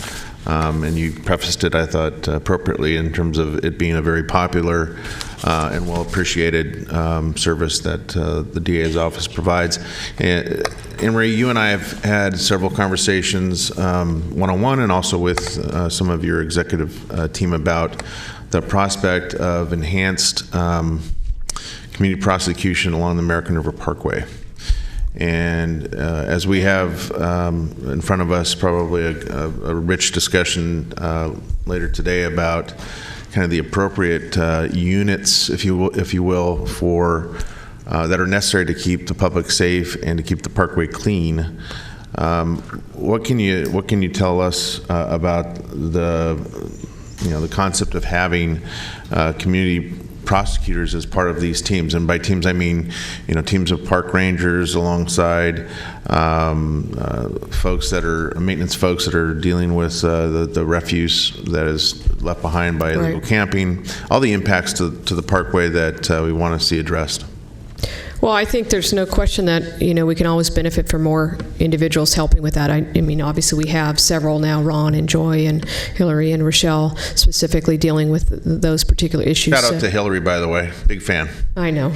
Everybody is. She's wonderful. But I'm more than willing to sit down with the board if the board's willing to help us fund another position. I mean, the need will never be met. Right. There's no question about that. And if the board is willing to undertake that, we'd always be willing to. I mean, it's just a matter of staffing. That's the, sure. And I'm also trying to be reasonable. And, we know an attorney 5 costs a good chunk of money. So when we're looking at our needs and our growth requests, we're just really, as I said, trying to exercise what is our most critical needs at the time. We know that our community prosecutors, as they exist, are very, very good at what they do. Their jobs will never end. But obviously, I'm more than willing to sit down and try to brainstorm more ideas on how to fund that position. Great. Thank you. Well, Anne Marie, I would just certainly add to what my colleagues have said. With thanks for certainly your work, your leadership. Obviously, you reflect the trust and responsibilities that put in your hands by virtue of your election. But I think you certainly have, worked very hard, both internally but also externally with the broader public to, I think, engage in activities that I think they promote better outcomes for people's lives, but also that maintain, as you've said, obviously the safety of the people that we all are responsible to. And I want to again thank you, certainly not just community prosecutors. They do a great job in the realm they work in, but obviously work goes on in the courts, and work goes on in the community to help bring justice when it's appropriate. And I think you do a great job, and appreciate you. Again, I think the check-in to what Supervisor Kennedy said, that's important, and I think that allows us to continue to dialogue on the communities that we all work and represent. And so appreciate your presentation, and we have your requests here before us, and we'll get back to that as we go to our budget. Can I add community prosecutor to that growth request? Stay tuned. Somebody already have added that for you. So, and at any rate, we appreciate it. I don't know if there's any other questions or comments. If not, just all right, thank you. echoing everyone else's. Yeah. Thanks for all you do. Thank you very much. Appreciate it. Okay, good. Thanks. All right. I don't know. Sheriff Jones, would you like to come forward? And doesn't have a PowerPoint this year, but you certainly appreciate your effort and your work as well. So. Mr. Chair, thank you very much. Members of the board, I don't have a formal presentation this year for the second year. The main reason is historically we always go first and we tend to suck all the oxygen out of the room. There's been a few of those years, yes. And I want to make sure that we give deference and attention to my other public safety partners, whether it's the DA's Office of Probation or Parks and the other county departments for their needs as well. But part of that is because we have a tremendous working relationship with Mr. Gill and Mr. Ferguson throughout the course of the year, and certainly as we ramp up towards budget. We certainly don't get everything we want, but he makes sure that they make sure that their recommendation includes everything that we need. Our needs this year that aren't internally funded or externally motivated are very modest, less than 1/4% of our entire budget, but it was important, and that was our analysts. And I want to thank this board for remaining resolute in their commitment that they made to us a couple of years ago in this forum to allow us to go to transcend into an intelligence-led policing model. And in response to Supervisor Peters' earlier question, we're already working on a presentation that we are going to come back to the board and talk about some of the great successes we've had and where we are and where we're going, and going to be a model for that intelligence-led policing model that doesn't exist in its pure form anywhere else. We still remain committed to be great custodians of the taxpayer dollars as best we can, and this year, as we have for the last 2 or 3 years, it is our intention to give back money to the county to be able to reallocate as they see fit. And this year we hope to have that targeted about $400,000 that we will be giving back, coming in under budget this year as we have the last couple of years. I will be in and out today. I'll certainly try and be back for public comment, but I will be out of town tomorrow as you approach deliberations. So I do want to present myself if you have any questions or issues right now that I can respond to or ask that I might not be able to do tomorrow. I'm happy to subject myself to that forum now. Okay, good. Well, thank you, Sheriff Jones. Appreciate your work and your leadership. Supervisor Cerna, you have a question? I don't know if thank you, Mr. Chair. Thanks for being here, Sheriff. A couple questions. One is with respect to this shot spotter technology and I guess the personnel that have to complement the technology as a unit. It's something that I've expressed interest in to your undersheriff and more recently to Mr. Gill in our budget briefing. And I was wondering if you have any thoughts on how we might approach that almost in a similar fashion to kind of the layaway plan we've had for intelligence-led policing for now this is the third year of that because of its extraordinary cost. But it's something that, I think not just the district I represent, but in other districts certainly up here that are represented by my colleagues could benefit from the use of that technology. So do you have any thoughts about maybe how to start getting our minds wrapped around funding that, perhaps not in a single fiscal year, but maybe in a couple fiscal years? Yeah, well, we certainly could, and it's incredible technology. It works very well, but like many emerging and excellent technologies, it's quite costly, as you know. And plus, as you mentioned, there's a personnel component to it because you have to have dedicated staff to be able to respond quickly to those alerts, or else it obviates the benefit of that technology. So we're currently looking at different opportunities for potential grant funding for this technology, and I've already had conversations with the Sacramento Police Department that anything that we did going forward with the ShotSpotter would be in conjunction with them. So in other words, we would augment the existing infrastructure of ShotSpotter technology that the Sacramento Police Department is using, just to be able to enhance and expand those particular areas rather than be a standalone sort of agency. I don't think the technology would be needed, required, or even advantageous everywhere in our large county, but certainly as an augmentation to the existing technology that City Police has, we could certainly identify particular areas, especially with our analytics that we have now in our intelligence-led policing model. We could identify the high-propensity areas that would benefit most from the ShotSpotter technology. So to answer, the long answer to a short question is that, yeah, we can explore ways to incrementally try and increase that. There'd be a little bit of upfront cost that would not necessarily carry forward to other years because of the personnel associated with it, but we could certainly do it in stages, and I'd be wide open to having those conversations. Is it possible to maybe start looking at that, and I'm looking at Mr. Gill as well, so that by the time we get to final budget in September with a better understanding of, where our revenues and costs are going to be for the balance of the fiscal year, maybe have a presentation or maybe one-on-one briefings with both the sheriff and our CEO about different options relative to implementing ShotSpotter, because at least I don't know the disposition of my colleagues, but I certainly am very interested, especially given some of the criminality, unfortunately, that's been experienced in recent years in the South Oak Park, Fruit Ridge Pocket area. Yeah, absolutely fine on our end. We have people that are very well versed and very motivated on the ShotSpotter technology, and we'd be happy to have those conversations. And certainly they could be done before final budget. Okay. And then secondly, you heard, Sheriff, my comments about the American River Parkway relative to community prosecution. Do you have any thoughts about how the Sheriff's Department could play a more prevalent role? I know you're stretched thin, just like all of our departments, but in the interest of advancing real and perceived safety, especially along the lower reach of the Parkway, the Sheriff's Department has historically been a good partner, doing kind of intermittent activity along the Parkway, whether it be warrant sweeps or whatnot. But I think we're all interested in kind of a more sustained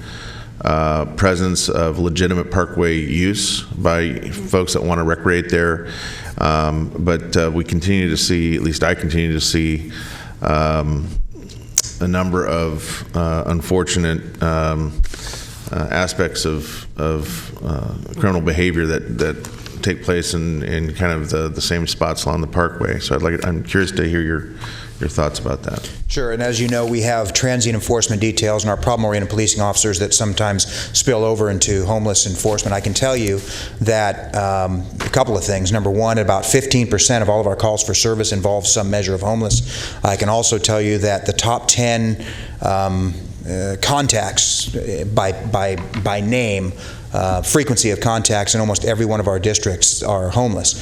So it's a huge issue. Now, homeless as a general proposition is not a law enforcement issue, right, but obviously there's a lot of spillover to law enforcement interests. So, clearly to respond to your question is having more resources to be able to deal with those issues, to augment the resources that we already have dedicated to those resources, would obviously provide greater results. And I want to be clear, I'm not, I know there's some homeless resource advocates in the audience right now, and some perhaps watching. I want to be clear, we're not necessarily talking about your officers, your deputies going out to harass people or to scoop them up and move them somewhere else. I look at your deputy force as a resource in terms of being, functioning as an augmentation of outreach in many ways to get people the help they need. It's not about arresting people. Homelessness is not a crime. But I look at our deputy force as part and parcel of kind of the holistic approach that we're beginning to have solidify here at the county about a new day in terms of our continuum of care. And so I'm encouraged to hear that it seems like there's a great deal of interest, not just the impact it has to your deputy force and how much time they spend doing that, but it sounds to me like you're in agreement, correct me if I'm wrong, that you'd be open to further augmentation about how we're going to accomplish that outreach and get people to some of the new resources that we're going to talk about later today. Yeah, definitely. We do provide information towards resources in our current paradigm of law enforcement. Now, there's obviously the homeless population as a group requires a lot of different approaches. One might be law enforcement, but there's mental health, substance abuse, transitional housing, family services, all those things which we're all aware of. So, we provide one piece, but we can certainly provide information and access to some of those other pieces to those that are available or might become available. Absolutely. Great. Thank you. Any other questions then for Sheriff Jones? If not, thank you, Sheriff, for being here, and again, appreciate your presence here today, and I know you'll be in and out, and again, thank you for your work on behalf of the people of Sacramento County. Thank you, sir. Yep. Okay.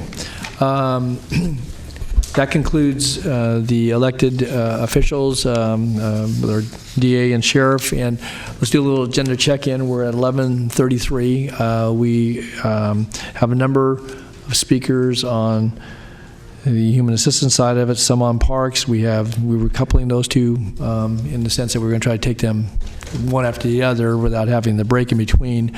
I know we do have a speaker just coming over that would like to speak to item 4. So what do you believe relative to just the presentation portions of these? Because again, we've got human assistance with the homeless initiatives. That 15 minutes? 10? Okay. 10 on 10, all right. And then obviously the parks. Jeff. Okay. 10, 15 minutes for Jeff. Okay. And then we do have a number of speakers on the human assistance piece of this. And how many minutes would Health and Human Services and Probation take if we move them up?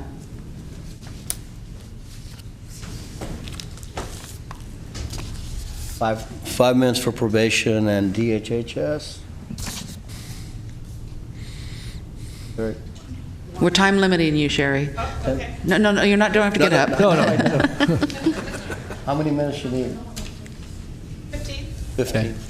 So we're about equal on the presentations, about 20-20. So, and we do have people signed up on the on DHHS. So we're about similar in the presentations, but we're going to have probably more public interaction on one of the items. So it's kind of our choice here. We could break for lunch for an hour, come back at 12:30. Well, or we can do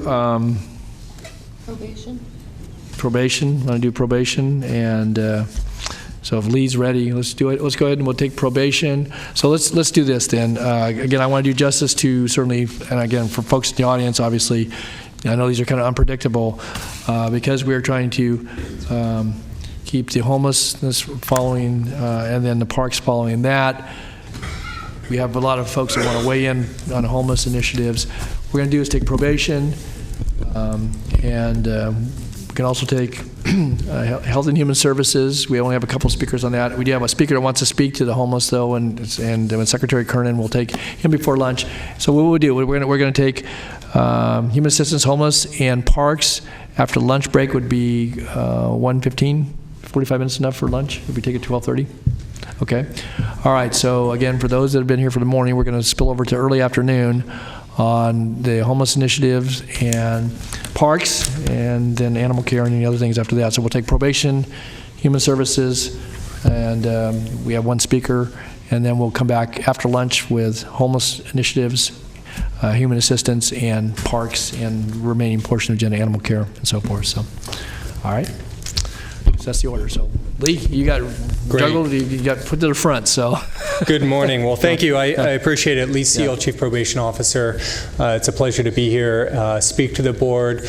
As I mentioned, I'll keep my comments brief. Certainly open to questions as we are undertaking something complex. But what we're interested in launching is something that's been in the works for quite some time. I want to thank the County Executive's Office, because we've been working closely with really all of his team, Mr. Gill's team, from Britt Ferguson and his leadership in the Adult Correctional Review, and obviously Paul Lake and others as well. Our analyst has been very helpful. If we go to the next slide, what we are undertaking this year is a move towards our adult supervision model, and oh, I'm sorry, I've got my, thank you. I was talking to the clicker, obviously. What we're doing here is launching an adult supervision model. The short story, as I've shared with the board before, is that when realignment came to us in 2011, I'm very proud of the way our department responded. We created a really robust intake system that applied a dynamic risk and needs assessment. It coupled eligibility specialists, a registered nurse, mental health clinicians, all at the front end, so we could make really smart decisions about how we deploy our resources. The problem with that, though, is that applied to the realigned population. The realigned population is about 2,200 adults right now. These are people coming out of prison and jail, what we call PRCSs and mandatory supervision. We still have this larger population of adult felons, in the neighborhood of about 15,000 such people in the community. We don't need to supervise all of those people. We don't need to provide services for all of those people. In fact, many of them are not in need of services or supervision. But there is a small percentage of high-risk adult felons who look and behave and have needs every bit as complex as those who are coming out of prison and jail. In fact, many, if not most of the people who we propose to supervise under this model are in fact coming out of custody, out of our local jails. So what we did was look for ways we could, first and foremost, internally redistribute resources, because we don't want to come to the board and be one more in a parade of departments that asks for more resources to solve our issues without doing everything we can to internally solve our problems ourselves. I will say that part of what we did this past year is to look deeply at a different set of our population, our juvenile population, and really make note of the fact that we've had some great successes in our juvenile population. And what that means for us is that we've seen some declining populations, both in our juvenile hall and the number of juveniles we've supervised on probation. So we made some difficult decisions to freeze positions, to cut back over time dramatically in our juvenile hall, and to eliminate some other cost drivers in our juvenile system. And it's because of some of those difficult choices that we now have, for example, 12 vacant probation assistant positions that can help seed this adult supervision model. So we wanted to come to the table and help solve some of our own problem through internal cost-cutting measures, and I'm proud of what we've achieved there. Combined with that, we also have an increase in our SB 678 award this year. We're anticipating approximately $15 million in our award. I absolutely agree with the county executive's comments earlier that we've seen fluctuations in that amount. So we wanted to utilize a piece of this award, but not all of it. We wanted to make sure that we've got some set aside in future years to help mitigate any changes or fluctuations in that Senate Bill 678 award. And that we're just using a part of it. We're not obviously asking to use the entirety of that $15 million. We're asking to use approximately $3.1 million of it. The bulk of that goes to expanding resources, some new sworn positions, combined with the 12 PA positions that are more or less cost neutral that we're converting into DPO positions. We would add 8 more new probation officers, 3 supervising probation officers, and 5 senior DPO positions, and then 3 non-sworn positions. Together, those represent the bulk of the costs for our adult supervision model. But to house some of those new people, we also want to make some changes to our location, what we call our Florin Perkins site. And that would require, these are in fact long overdue, we would move our drug court out of there. We host the county's drug court program, which we're very proud of, but we need to make some space, so we'd look for a new site for that program, along with the central ADRC program that's currently inside our Florin Perkins building as well. So there's some costs there as well. In general, let me say that what we'll achieve through this adult supervision model really supports the goals of the adult correctional review. I know this board has been eager to see many of those recommendations implemented, and I believe that there's intent on our part to come back at some point in the future and to brief the county executive's office and thereby the board as to where all the various public safety partners are with each of those recommendations. I can say for our part, we really have embraced the work of that adult correctional review team, and with the implementation of this adult supervision model, we feel that in substance we really will be implementing the core recommendations from that model. Those are on the slide that we're looking at. First of all, to create a risk-based supervision model. So in other words, really identifying the highest risk probationers and reserving our resources for them, not spending any unnecessary resources on the lower risk probationers. As I mentioned, we would expand our screening, intake, and assessment process. So we would take that process that works so well for our realigned population, and we would apply it to this high-risk felony adult probation population as well. That would mean that we would screen them at the front end to provide everything from housing assessment to ensure that they're connected with a place to go after they walk out of the office, to mental health and substance abuse treatment needs. We want to make sure that if they need medication, they've got that medication in hand. All of those things that go along with a warm handoff that I think helps prevent people from walking out of custody and really not having positive options in front of them that prevent them from engaging in crime. And with that, let me pause also to acknowledge the partnership with our Sheriff's Department, because it's really is a close working relationship with people coming out of jail to make sure that they're transferred to us in a way that makes sense, and that work has been excellent and it will be ongoing. Finally, last couple of bullets on that screen.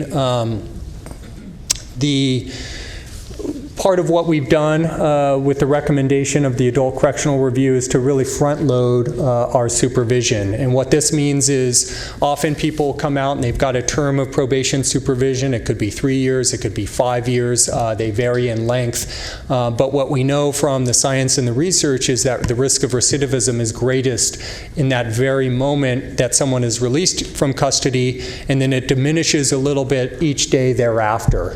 So that if you look at, for example, the first 6 months, that's where is really the greatest risk of recidivism is. The following 6 months, it goes down a little bit after that. And if you were going to pick one time period to focus on, I would say it would be then that those two in the next 6-month period for a combined total of 18 months that really will be our focus. By not focusing our resources thereafter, we then free up some of our internal resources to put even greater numbers of people under supervision alongside the resources that we hope this board will vote to provide alongside of us. So finally, the last bullet, the last component of the adult supervision model is a step-down approach. Again, concentrating our most active, involved supervision during those first 6 months, often in the community with frequent home visits, to something step down from that for those felons or probationers who are compliant. They might see us in an office setting for 6 months or so after that, and if they continue to be compliant, we'll move them down to a web-based check-in for those last 6 months. And after which, if they've continued to be compliant for those 18 months, that's when we'll move them off of active supervision, and we'll look for that next high-risk probationer to concentrate our resources on. Let me pause and see if there's any questions as it relates to the adult supervision model before I go on. Okay, board members, any questions what Mr. Chief Seal has outlined here? Yes, Supervisor Frost. Hi, Chief. I wonder if what you attribute the reduction in youth offenders to. I think that's a nationwide, is it community policing? I think there's a number of things. There is a statewide component, so when we see numbers, they're dropping across at least the state. I'm familiar with the statewide demographics, and juvenile arrests have dropped significantly. Counties, I talked to my counterparts throughout the state, and all of them see diminished juvenile hall populations. So I think there's really good things that have happened. I think a big part of it is actually juvenile realignment, which put resources in the hands of locals. That occurred about 10 years ago, and we saw a dramatic drop ever since then. And then here locally, I'll add that I think the data and statistics bear out that we're beating the rest of the state. We're doing even better in terms of our crime reductions among juveniles. And I credit all kinds of things, some of which you heard about today with the outreach that occurs at the community level, the kinds of things that the DA is talking about, the kind of thing that the Sheriff's Department is doing. We're very proud of our work that we do with juveniles. All of those things together, really connecting with juveniles, after-school programs, sports programs, anything we can do to engage juveniles, that's going to have an impact. So I think those programs really work, and we need to continue doing those things. Congratulations. Thank you. Congratulations to all the team. Kudos to everyone. Yeah, everyone you see behind me. I think it's really a credit to all the work that's occurring across the county. Any other questions? I'll hit. No. Touch briefly on two other components that we seek to use that represent a smaller portion of the SB 678 funding, and that is, first of all, our mobile device terminals, MDTs as they're known. Really what this represents, this gets into the weeds of technology, and I won't go too deep, but really what this is about officer safety. Right now, our probation officers do not have a meaningful dispatch system so that when they go do the dangerous work that they are willing to do and they're doing every day, if I have an officer down, we don't have really any viable real-time way to connect with them and find out where they are, how we can get assistance to them in an emergency. MDTs allows us to fix this problem for us. And again, it's a proposal that we've been piloting for a number of years. I didn't want to come to the board. I never want to come and say, let's invest a lot of money in something new and unproven. We've been working with MDTs for probably about 2 years. Again, a huge thank you to the sheriff and his team.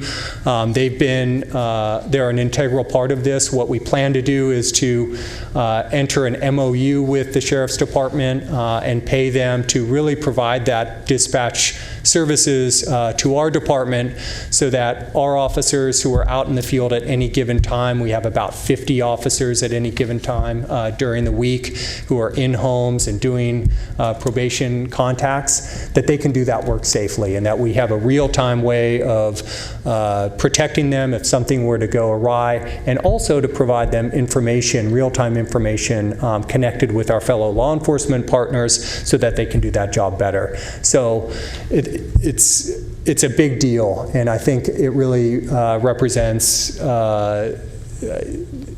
the support by this board for this initiative. I really do think it's a legacy kind of thing where our officers are going to be better protected today and into the future because of it. Finally, the last piece, this is a small piece, but upgrading our vehicles. Really those vehicles that are now part of DGS's refresh process that are due to be refreshed. We wanted to start upgrading some of these vehicles, obviously not all of them, but we have 11 slated here to be upgraded to SUVs, which is a standard law enforcement model that we see in many of our fellow law enforcement departments, whether the parks or sheriff's department. It simply is something that is functional that we need for the kind of space demands that we have is often two large people traveling in teams with tactical vests and MDTs and equipments. The equipment we need, it really is a functional, an important functional need we have at this time. Chief, so these are all unfunded growth requests? No, these are funded. These are all funded. These are all funded. Yeah. So how do you get 11 vehicles for $126,000? I think that's just the difference between the cost we're already paying. These aren't new vehicles. These are upgrading existing vehicles. So that's just the difference between what we currently pay versus the enhanced SUV upgrade. Right. So you're not changing out vehicles. You're just upgrading them? Or you're Give an example of an upgrade. Well, so we have Chevy Impala. Is a right. So you're upgrading. You're vehicle. going to, but you're going to purchase a new vehicle, though. Yeah, it'll be a new vehicle, but that Chevy Impala, I'd have to defer to someone who understands fleet management. Whatever happens, they get sold, or it's part of the program. Okay. So what happens is when vehicles are purchased, once they're purchased, then they pay essentially a replacement amount, amortize the cost to replace the vehicles. So when the time comes to replace the vehicles, they have enough money to replace the vehicles of the same type. And what the chief is referring to is they want to, when they replace those vehicles, they want to replace them with a higher cost vehicle, and this is the difference between the replacement cost that's already been accumulated to cover the cost of replacing the vehicles in the same type with an SUV.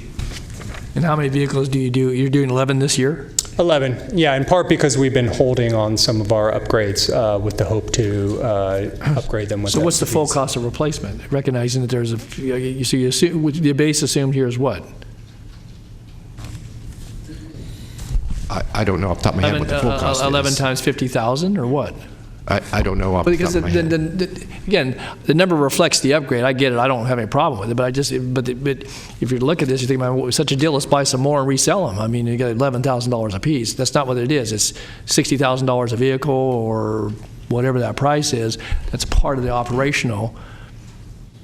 Is that buried in the budget document somewhere? Could you? So fleet budgets to replace vehicles on a schedule, and that's in the base budget because that's planned. There's a schedule for replacement of vehicles, and normally it would just be in the base, and it's just in fleet's budget. But in this case, they want to upgrade, and that's the growth request that's being addressed here. I can get you what the cost is. I don't know what it is off the top of my head. Yeah, we'll get you the cost of our vehicle. All right. Yeah. Again, I'm fine with it. I just the existing cost of our vehicles is already in our base. Right. We're asking just for that difference so that when we upgrade them pursuant to DGS's schedule, we can have that extra amount. Any other questions about the adult supervision model, MDTs, or vehicles? If I could, just back to that, Supervisor Frost had a question. I wanted to ask you. So, with the it's on a different slide, but it goes into the actual request. So, the personnel additions for 20 sworn officers, 2 support staff. The net difference is because of the way you're reassigning personnel, is only $796,000. Is that right? Right. So we have 20 sworn officers. Of those 20, 12 are reclassed probation assistants, which will be reclassed to DPOs. That's more or less cost neutral. So really what the costs up there reflect are the, that leaves in 8 new additional sworn officers and the 2 support staff. Okay. And that totals 800,000? Or what is the number? Yeah. 796. Yeah, 796, right. So the assessment unit court liaison is built into that? Yes. Okay. All right. Supervisor Frost? So currently, the probation officers do not have access to radio, or like they go knock on a door and they don't have any access to? They have radios. But what MDTs do is they connect that radio to GPS technology so that we have a real live dispatcher who's available if that person isn't moving after a certain period of time, or let's say they key their radio and we hear a struggle. Right now we don't have anyone to respond to that. We don't have a live They would have to human call, and so if a dispatcher could actually pick up on it with the MDT, whereas Exactly. otherwise they have to call. That's exactly it in. right. Okay. Yeah. The Sheriff's Department has 24/7 dispatch support so that they're ready. If someone keys and says help, there's a live person who is guaranteed to pick up on that, and that they've got all the real-time information on the screen to ensure that, you know, the nearby sheriff's deputies, or maybe it's a police officer, can respond to that scene and offer some emergency services. Is that the computer in the car that we're talking about? Yeah, so it can be a tablet, or it might be what we call a tough book, which looks like a kind of a supported laptop. The new ones, what's great is that in the old days they used to be more expensive, but now we can integrate this technology on the existing laptops that our probation officers already have. So nowadays it just looks like I think it's a Dell laptop. Okay, thanks. Just one follow-on and back to the vehicles then. So under the adult supervision model, those 7 vehicles, are those the new platform? You're going to be buying SUVs? Is that what you're doing there? So there's two different groups of vehicles. The 11 vehicles are those that we are upgrading.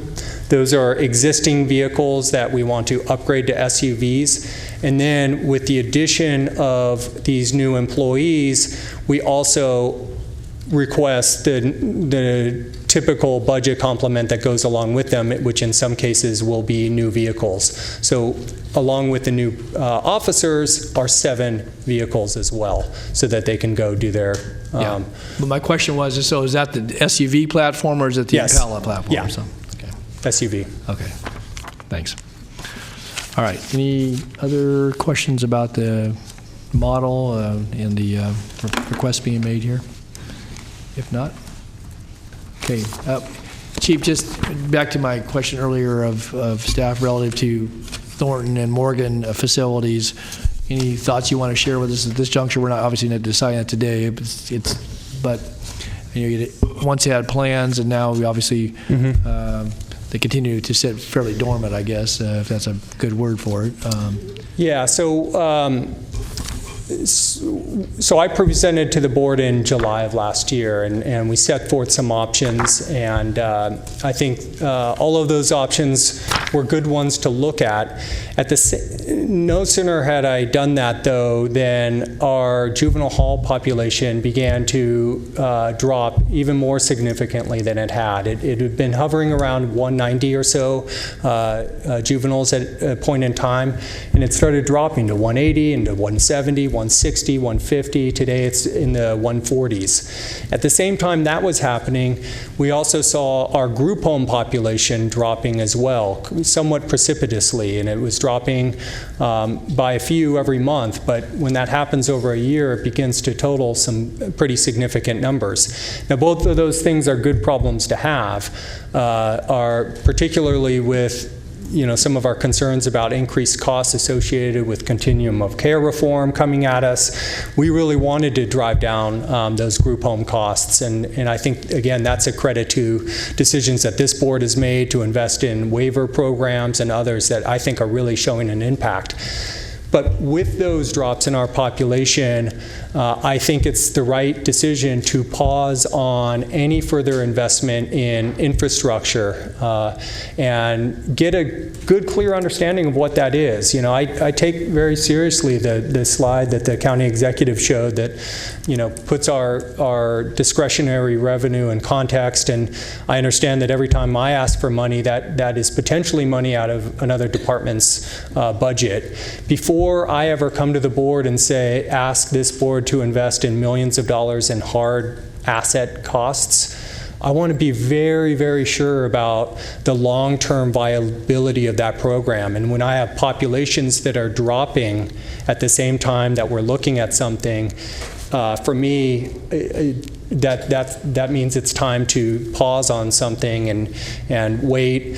I don't want to say that it won't ever be home to a program of some kind, but I absolutely agree that the time now is the right time to wait and to see what can we do to invest in community-based things like wraparound services and treatment programs that can drive those populations as low as possible before we invest in, expensive kinds of bricks and mortar, make those kinds of expensive investments.